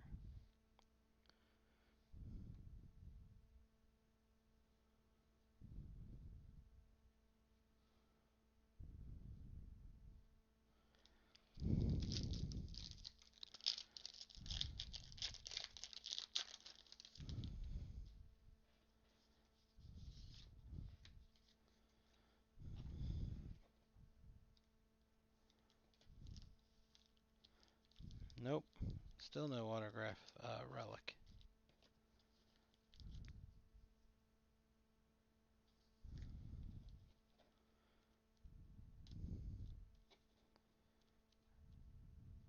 And I don't think I feel a soft sleeve in here either, so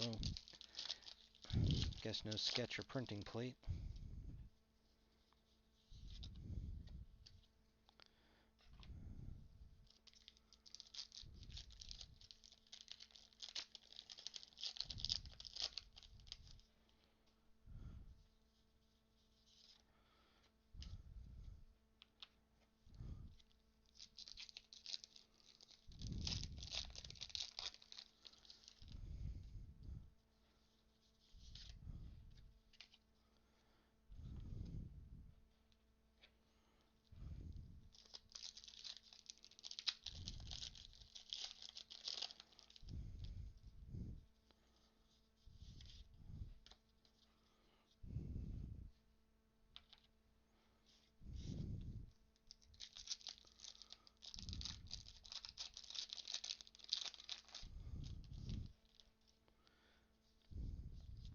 I mean, there's got to be at least one autograph relic in a case.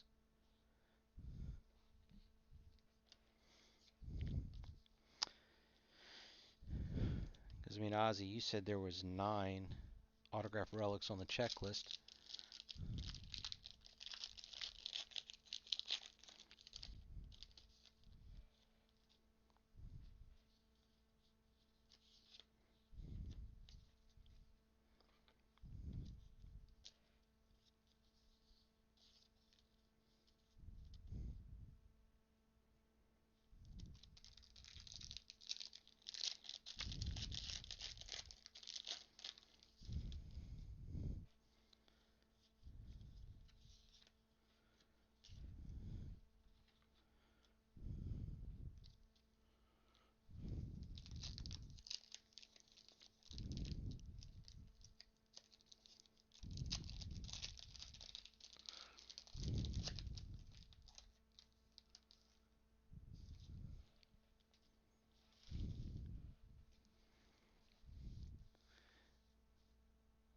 Alright, well, help me out here. Just because I don't know that name offhand. Jane Leaves. Was she Roz, or was she the like the home, the lady that would help take care of the dad? I mean, I'm assuming that it's got to be one of those two people. Because I know his ex-wife, that's BB, so I know that's not her.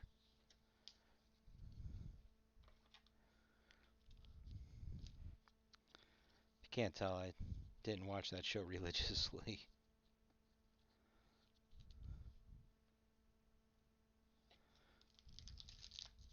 Okay.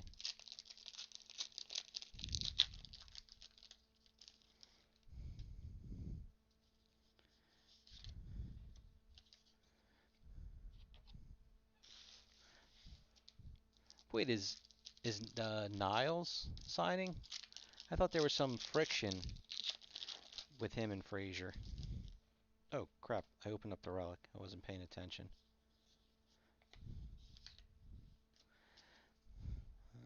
Well, not autographed, but here is Patrick Stewart.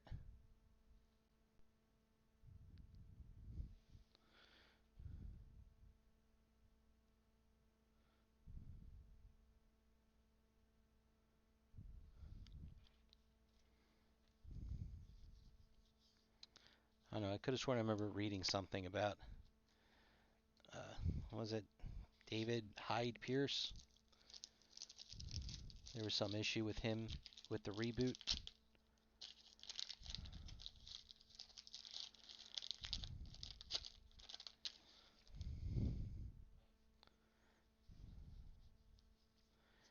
Why am I? Wait a minute, that was the autograph. I did grab from this pile, didn't I?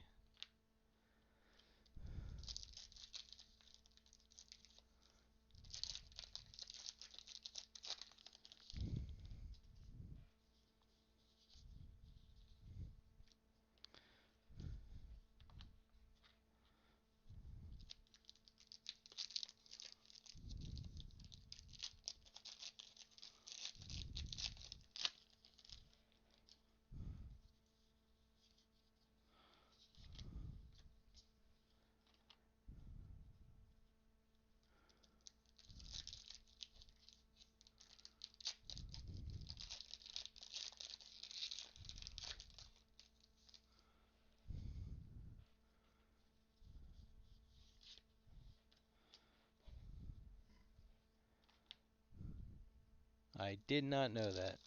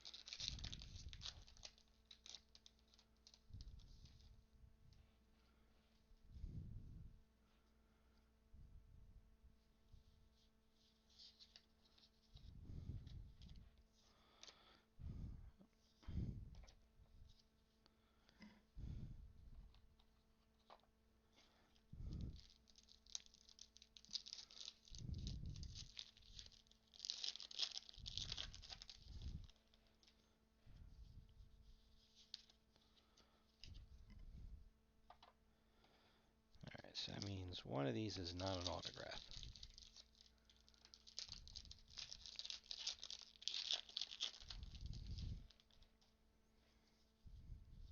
And that's it. So I'm not sure if the packs got mixed up in the box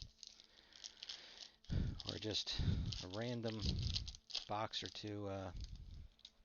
The format is different.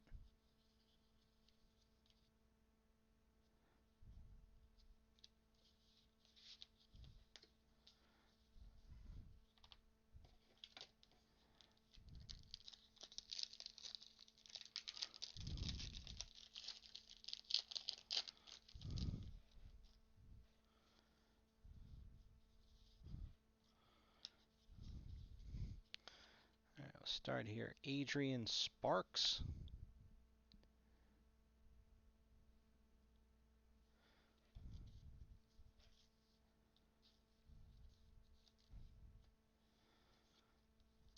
Wrong Fu.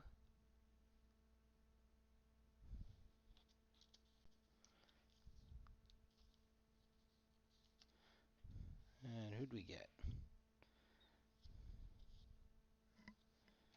And Alexander Siddig. I think we got him as a Legends also in yesterday's case.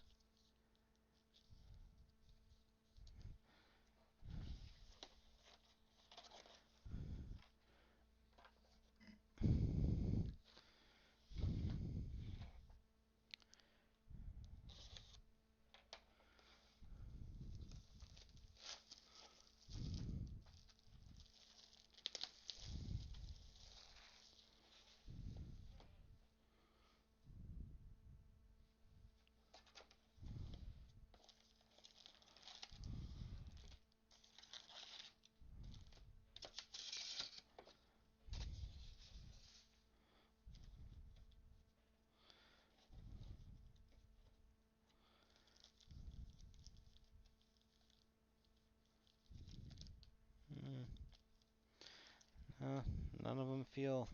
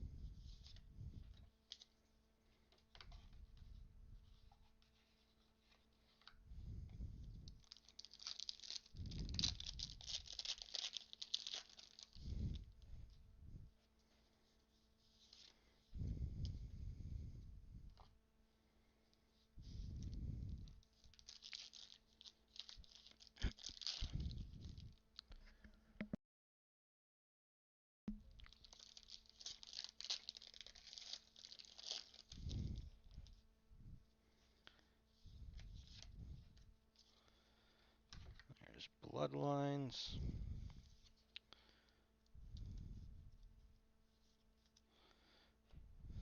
How many are there? I don't remember.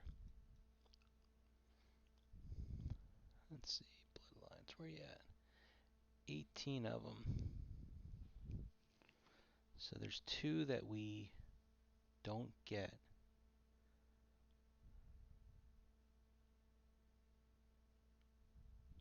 Hmm.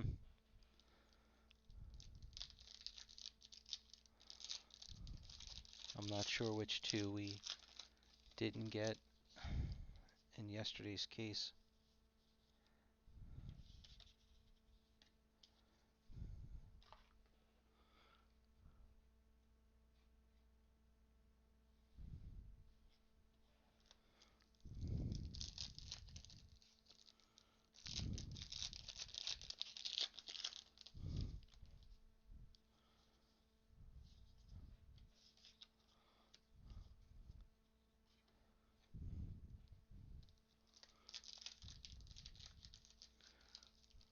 Um, did we pull one last night? I'm trying to remember. Definitely haven't pulled one yet. Actually, I mean, I have them right here. Now, you got me curious. Yeah, we pulled one, a Legends, last night. But not in this case. Not yet, at least. Let's think positive.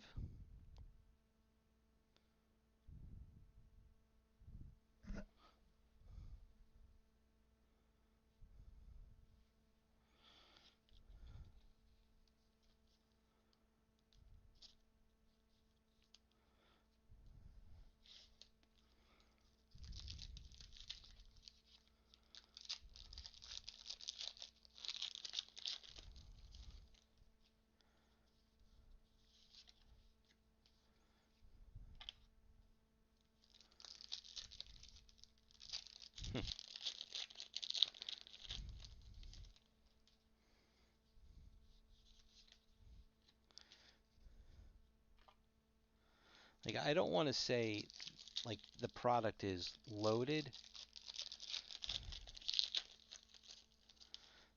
Just I feel like that they've really got things, properly divvied up, to give you a good perceived value. You pretty much you get at least one known person, in in each box.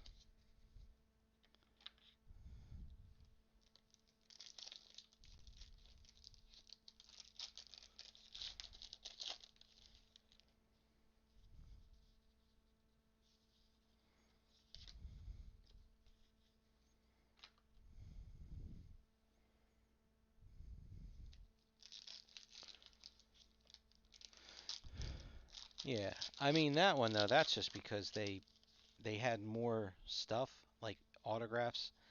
They were going to make a larger set and they didn't for whatever reason.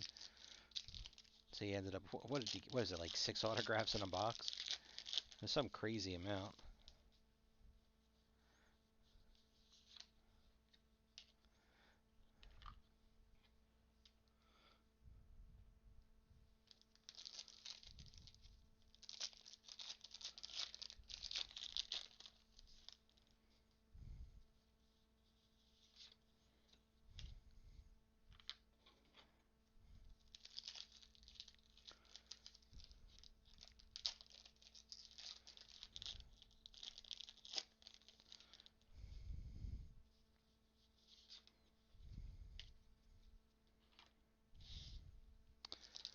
Yeah, well that's the case with anything, you know,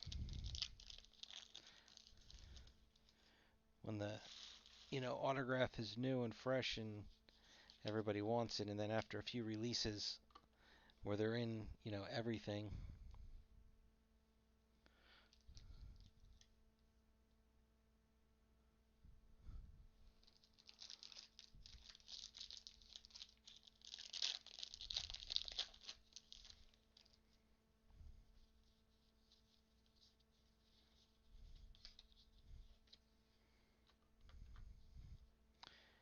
SR20 Stamets.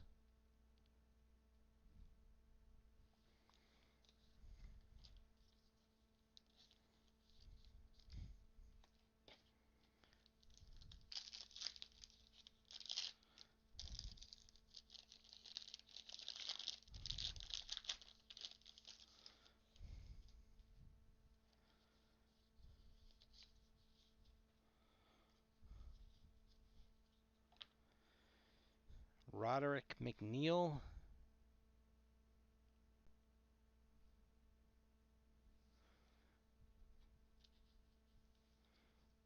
Oh, okay.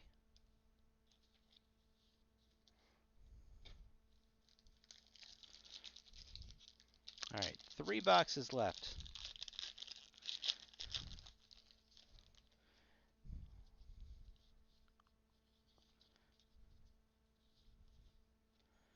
Tom Todorov with a huge autograph.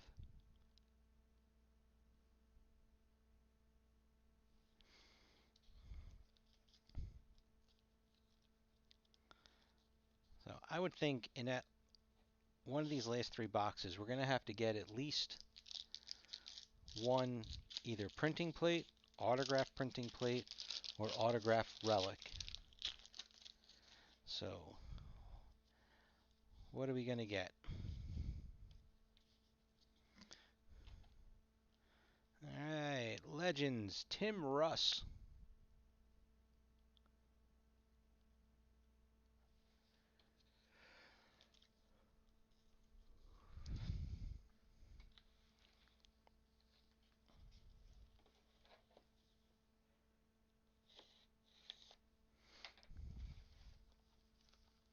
I'm just going to go with a printing plate autograph.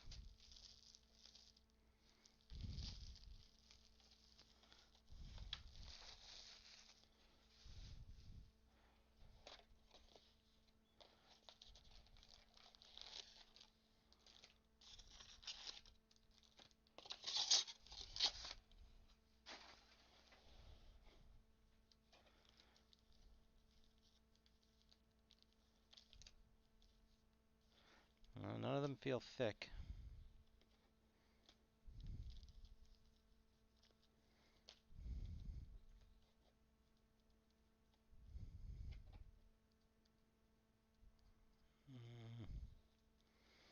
And I don't think I feel a soft sleeve.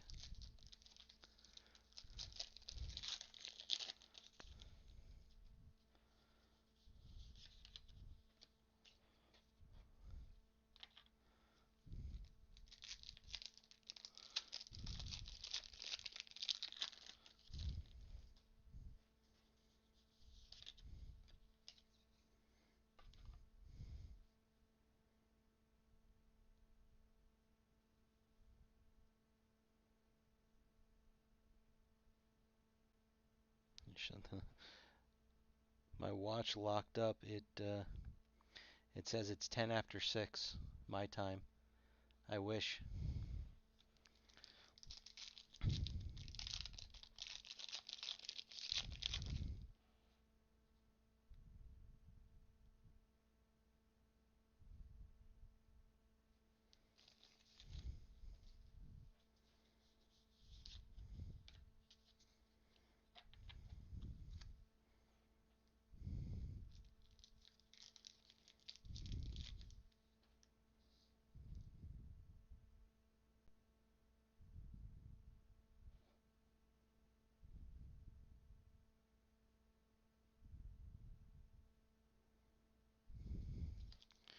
All right.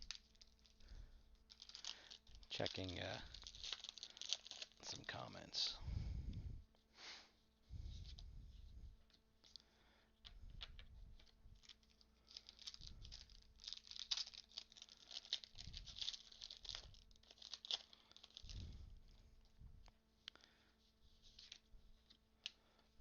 Geez, I'd die if it was that late here.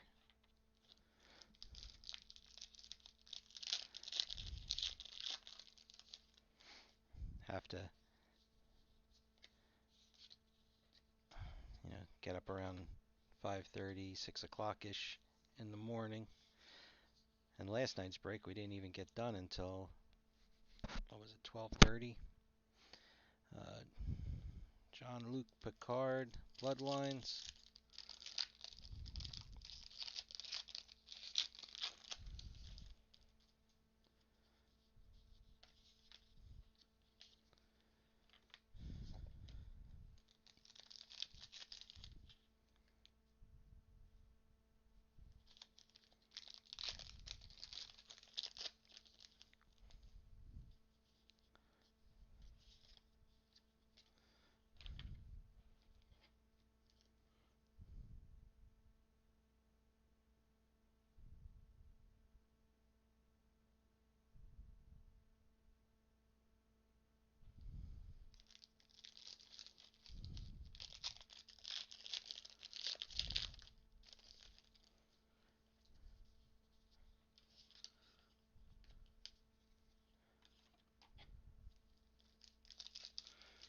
Ooh, rub it in, 8 p.m.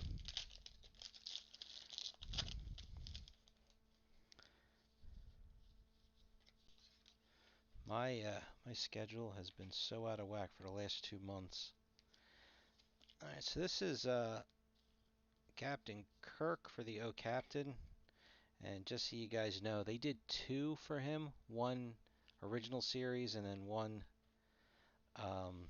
for movie Kirk.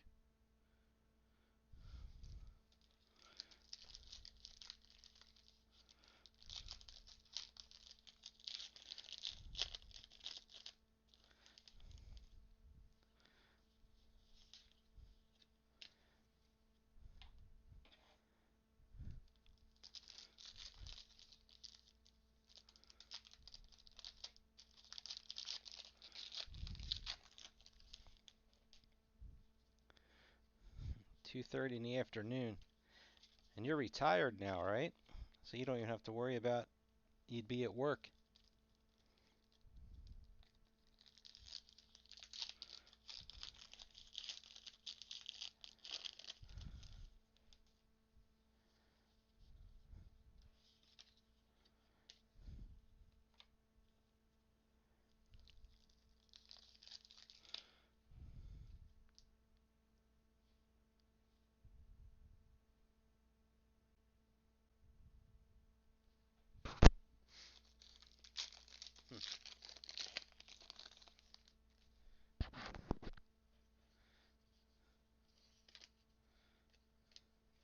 And I'm a little hurt because Adrian told me you did your trip around the world retirement thing, and you were probably like an hour from me at some point. I know you were in New York or Philadelphia, something like that. So you were right around the corner. Didn't even come and say hi.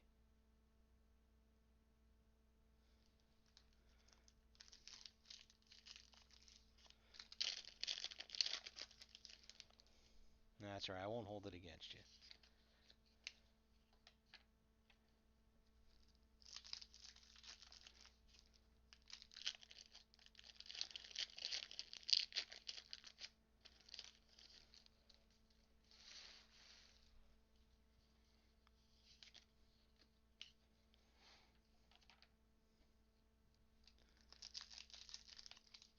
Yeah, depending on how bad the traffic is and how fast I feel like driving, I can be in New York City in 2 hours.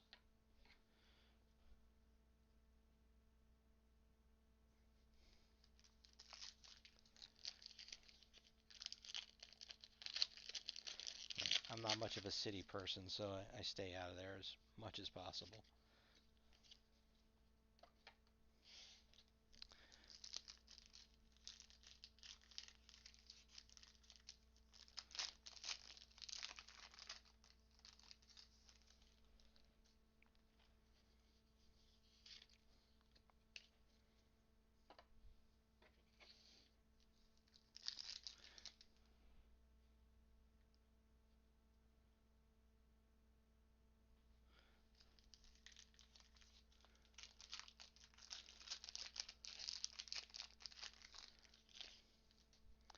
Let's see, some of these names get me here. So is that Neil that just posted there?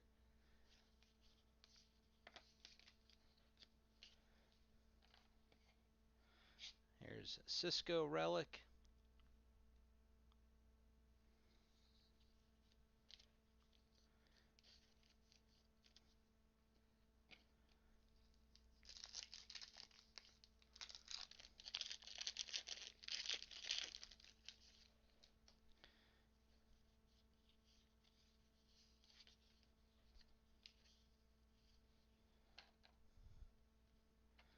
Alfredo Narciso.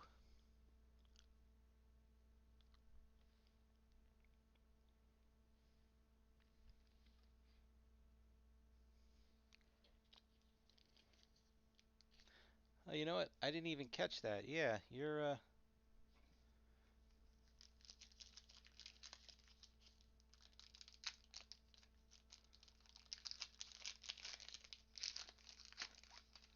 are you sure about your time there, Ozzy?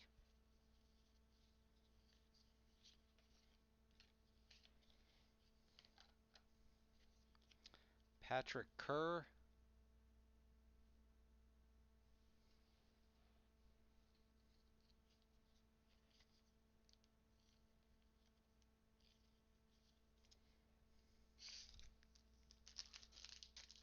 Huh. How do you like that? It is 11:03 here.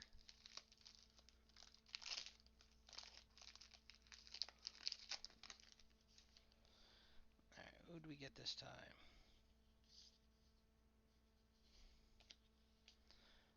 I haven't seen him in a while. Robert Beltran Chicote.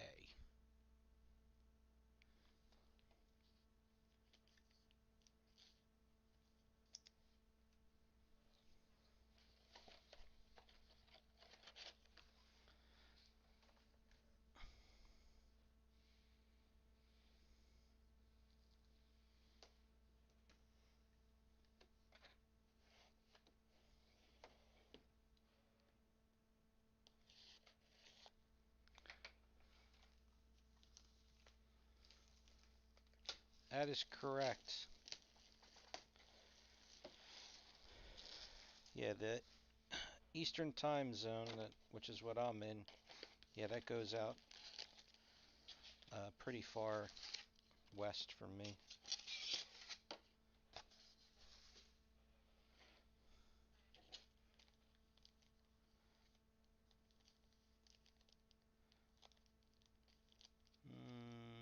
I don't think so.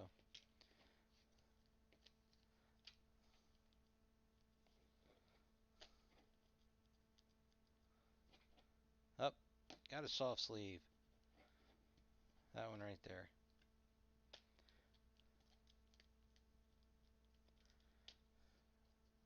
I'm just gonna guess printing plate. I don't think it's a printing plate autograph.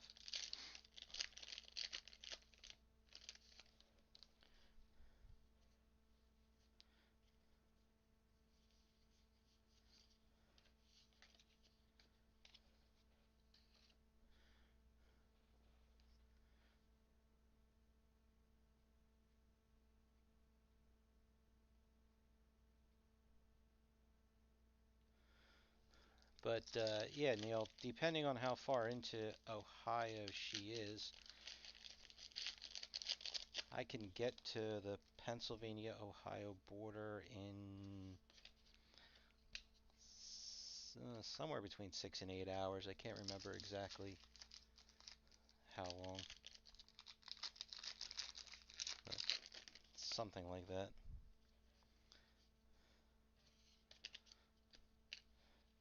So I'm trying to think. I went to the Football Hall of Fame a couple years ago.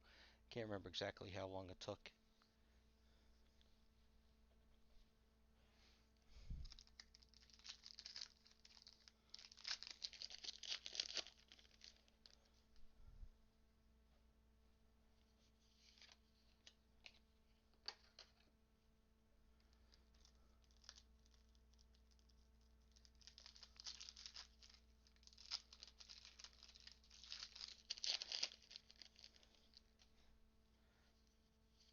Yeah, I can only speak in generalities. I'm actually pretty geographically challenged.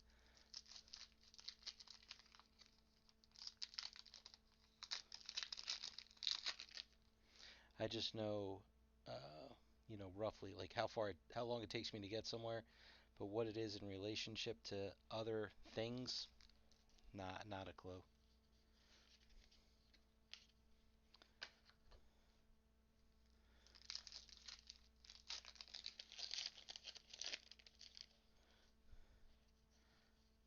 I'm pretty sure both of them are pretty close to the Pennsylvania side.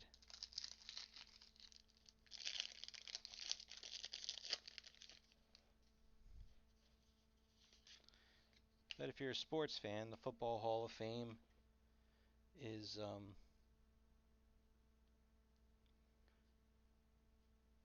in that's in Columbus, right? No, that's in Cleveland. Cleveland. No, wait a minute. Football Hall of Fame is in Canton. Rock and Roll Hall of Fame is in Cleveland. I'll get it right eventually.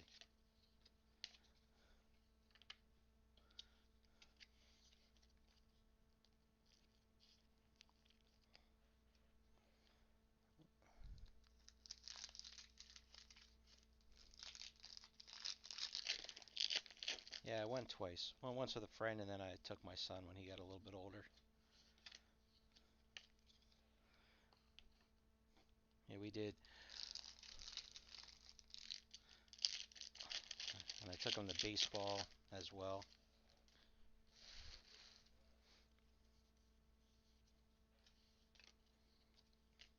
since they're both pretty close.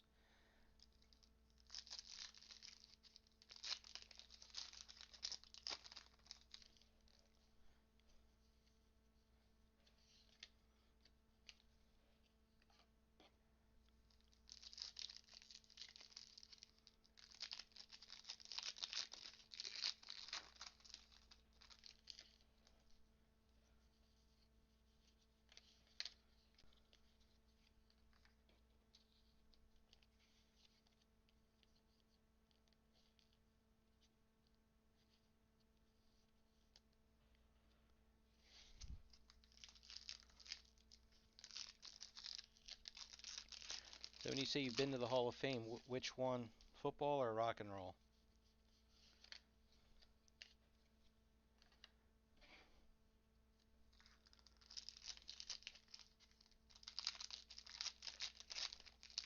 Okay.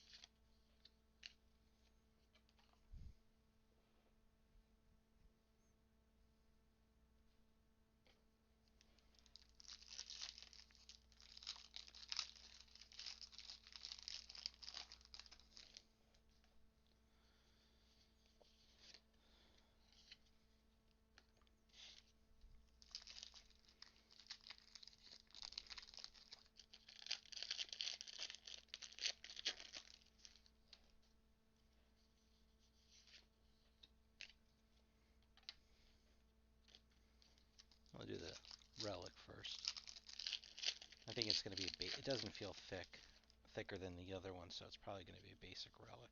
Yeah.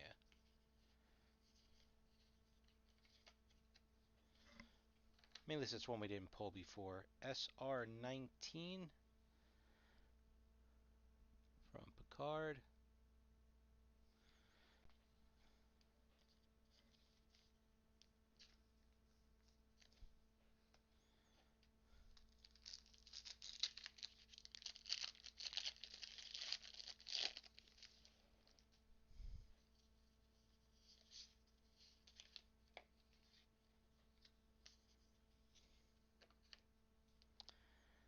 Brett Cullen.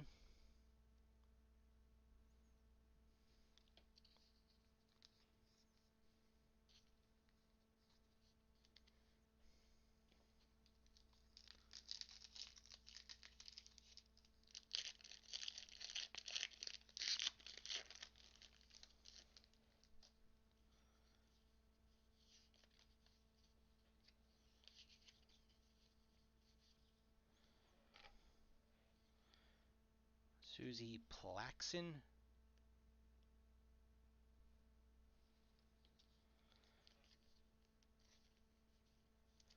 All right, let's do this one first.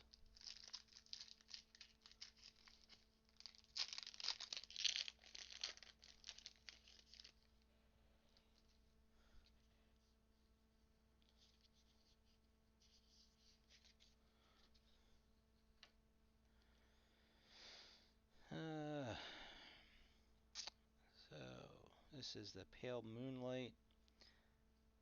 Kind of a bummer. It's a yellow printing plate.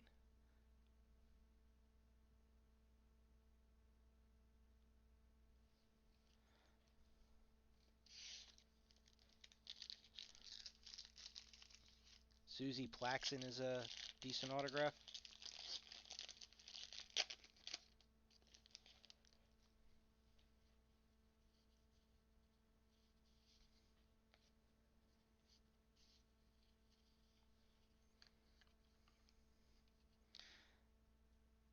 How about a Michael Dorn inscription?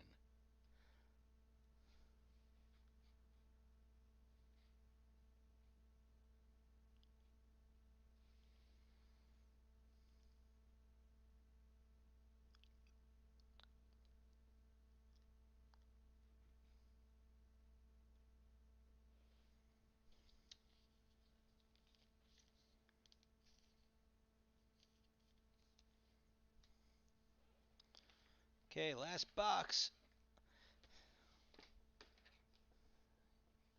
Put your guesses down for who the autograph is going to be.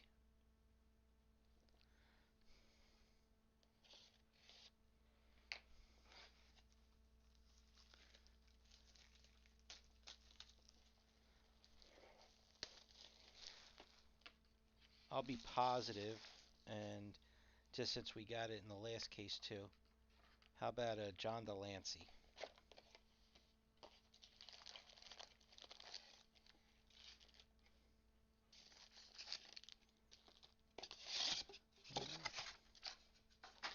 All right, no captain's autograph.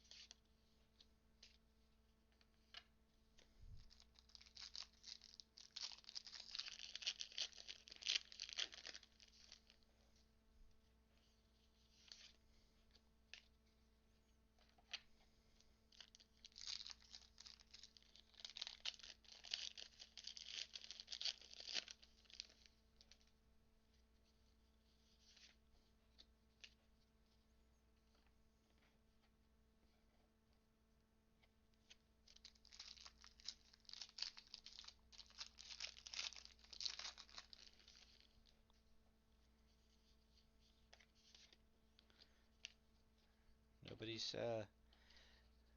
making any guesses?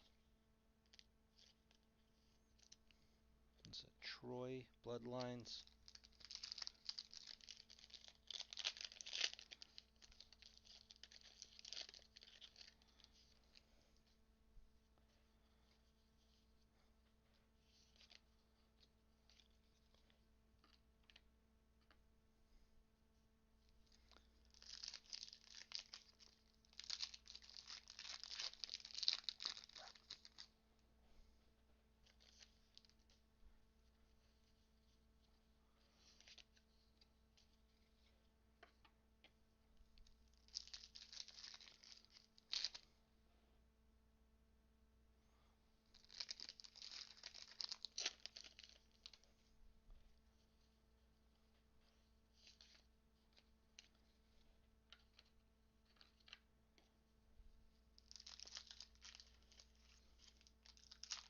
Well, we got the Nimoy has got to be the biggest, and then there's been a plenty of good autographs.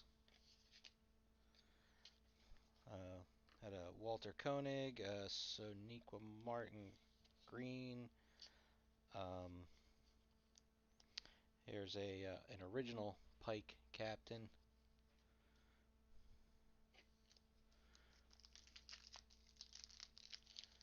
Yeah, well, you're here for the end. I mean, this is the last. We'll do a quick recap because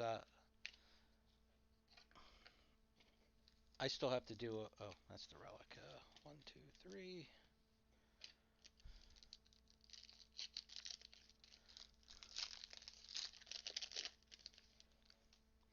Jerry Ryan. Yeah, I mean, you're pretty much you get one.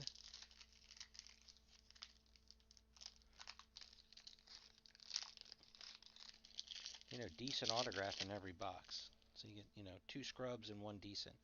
We did have one or two boxes where we actually got, one too good and then one scrub.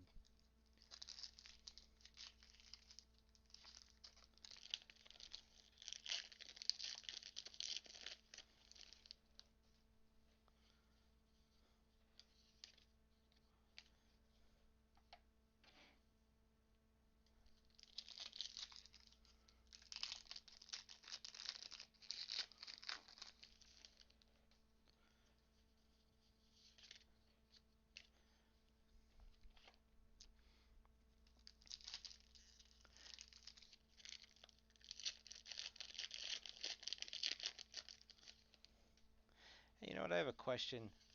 If anybody can help me out here, I would like to purchase a photo scanner that has an auto feed.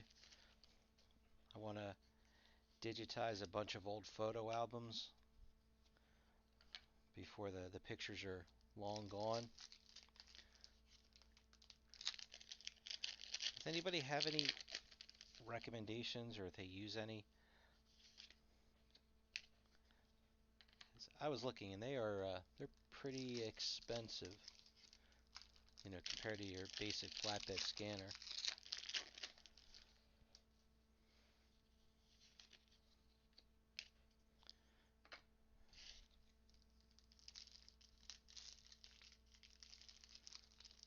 Does that have an auto feed?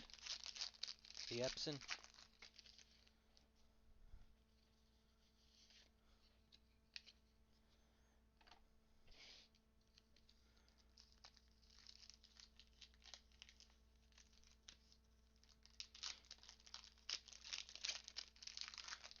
Hire one? Do you mean like rent one or use one of those services like Legacy Box kind of a thing?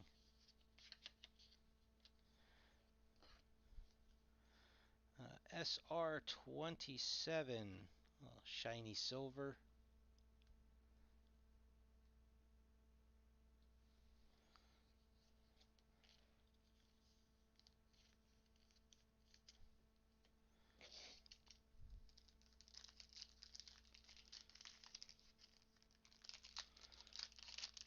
Yeah, the only issue with renting one is I don't know how long I'm going to use it.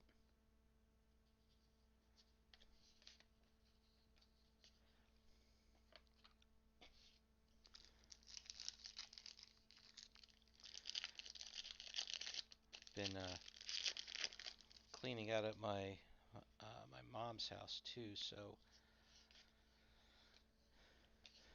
who knows when I'll get to those photo albums. Dorian Gray.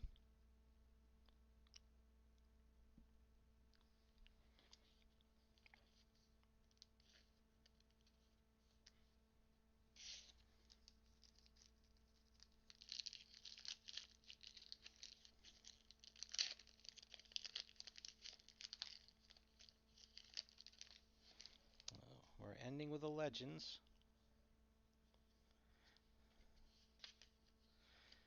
Somebody in last night's break was asking, or I should say hoping, uh, that we pulled this particular autograph. Alright, so I'll start with this one because I know it's still a decent name, I think, if I remember correctly. Orla Brady. Wasn't she one of the ones that people wanted? Unless I have my names backwards for somebody else. I just remember there being. Oh wait a minute, no, that's not her. All right, so we do end with a decent one. LA30, Jess Bush.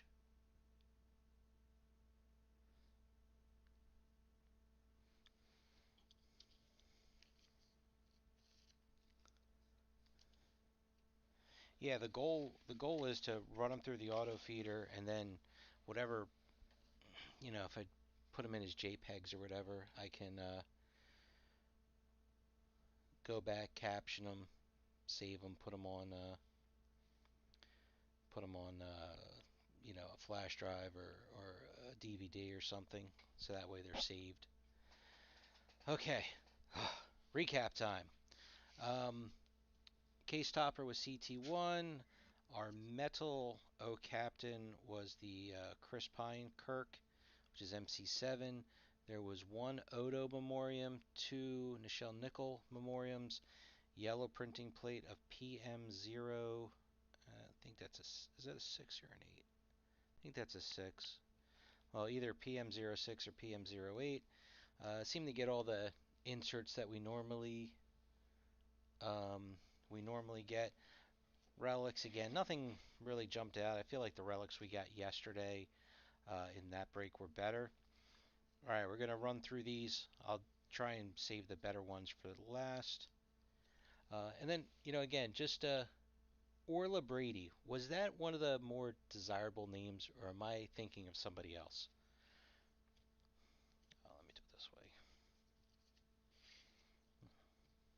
I just remember there being somebody because they were from another show or something. Peter Slutsker, Amanda Plummer, Leland Crook, Kim Braden, Michael Howe, Megan Parlin, Fumziel Satoli, Saya Batten, Brian George, Lindy Booth, Dennis Cockrum, so that is the person I was thinking of, Alice Krieg, Jeff Russo, Michael Horton, J. Adam Brown,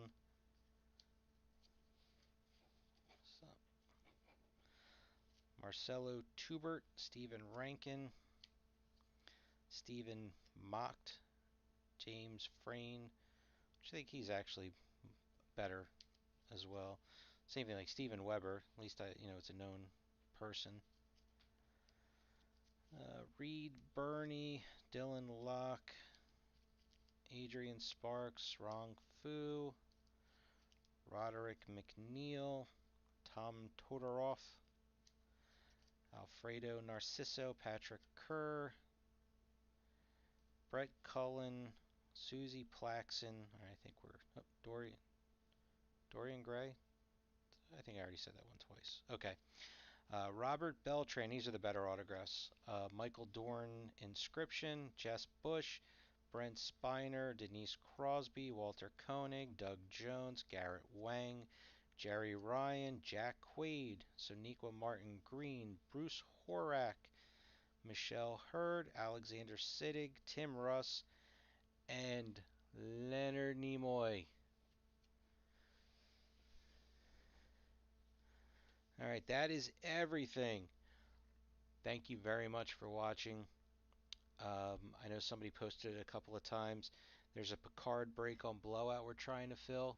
It's going pretty slow filling. Dune Chrome added a second case. I know some people wanted to get in. Neil, you might have been one of them. Um, somebody, one or two people mentioned that they missed out. Um, I will get to the pictures as quickly as I can. Not to get into the personal stuff, but I've got some family things going on, so my time's really been screwed up since before Christmas. I will get these as quickly as I can, but I don't get home until late pretty much every night now. So I hope you guys all understand. But I will, between the Facebook break and this break, I will get the pictures of the cards up and the lists done as soon as I possibly can. So, same thing with sorting of the cards. I will get to it as quickly as I can. Appreciate everything. Thank you very much for watching, and I will see you guys on the next break.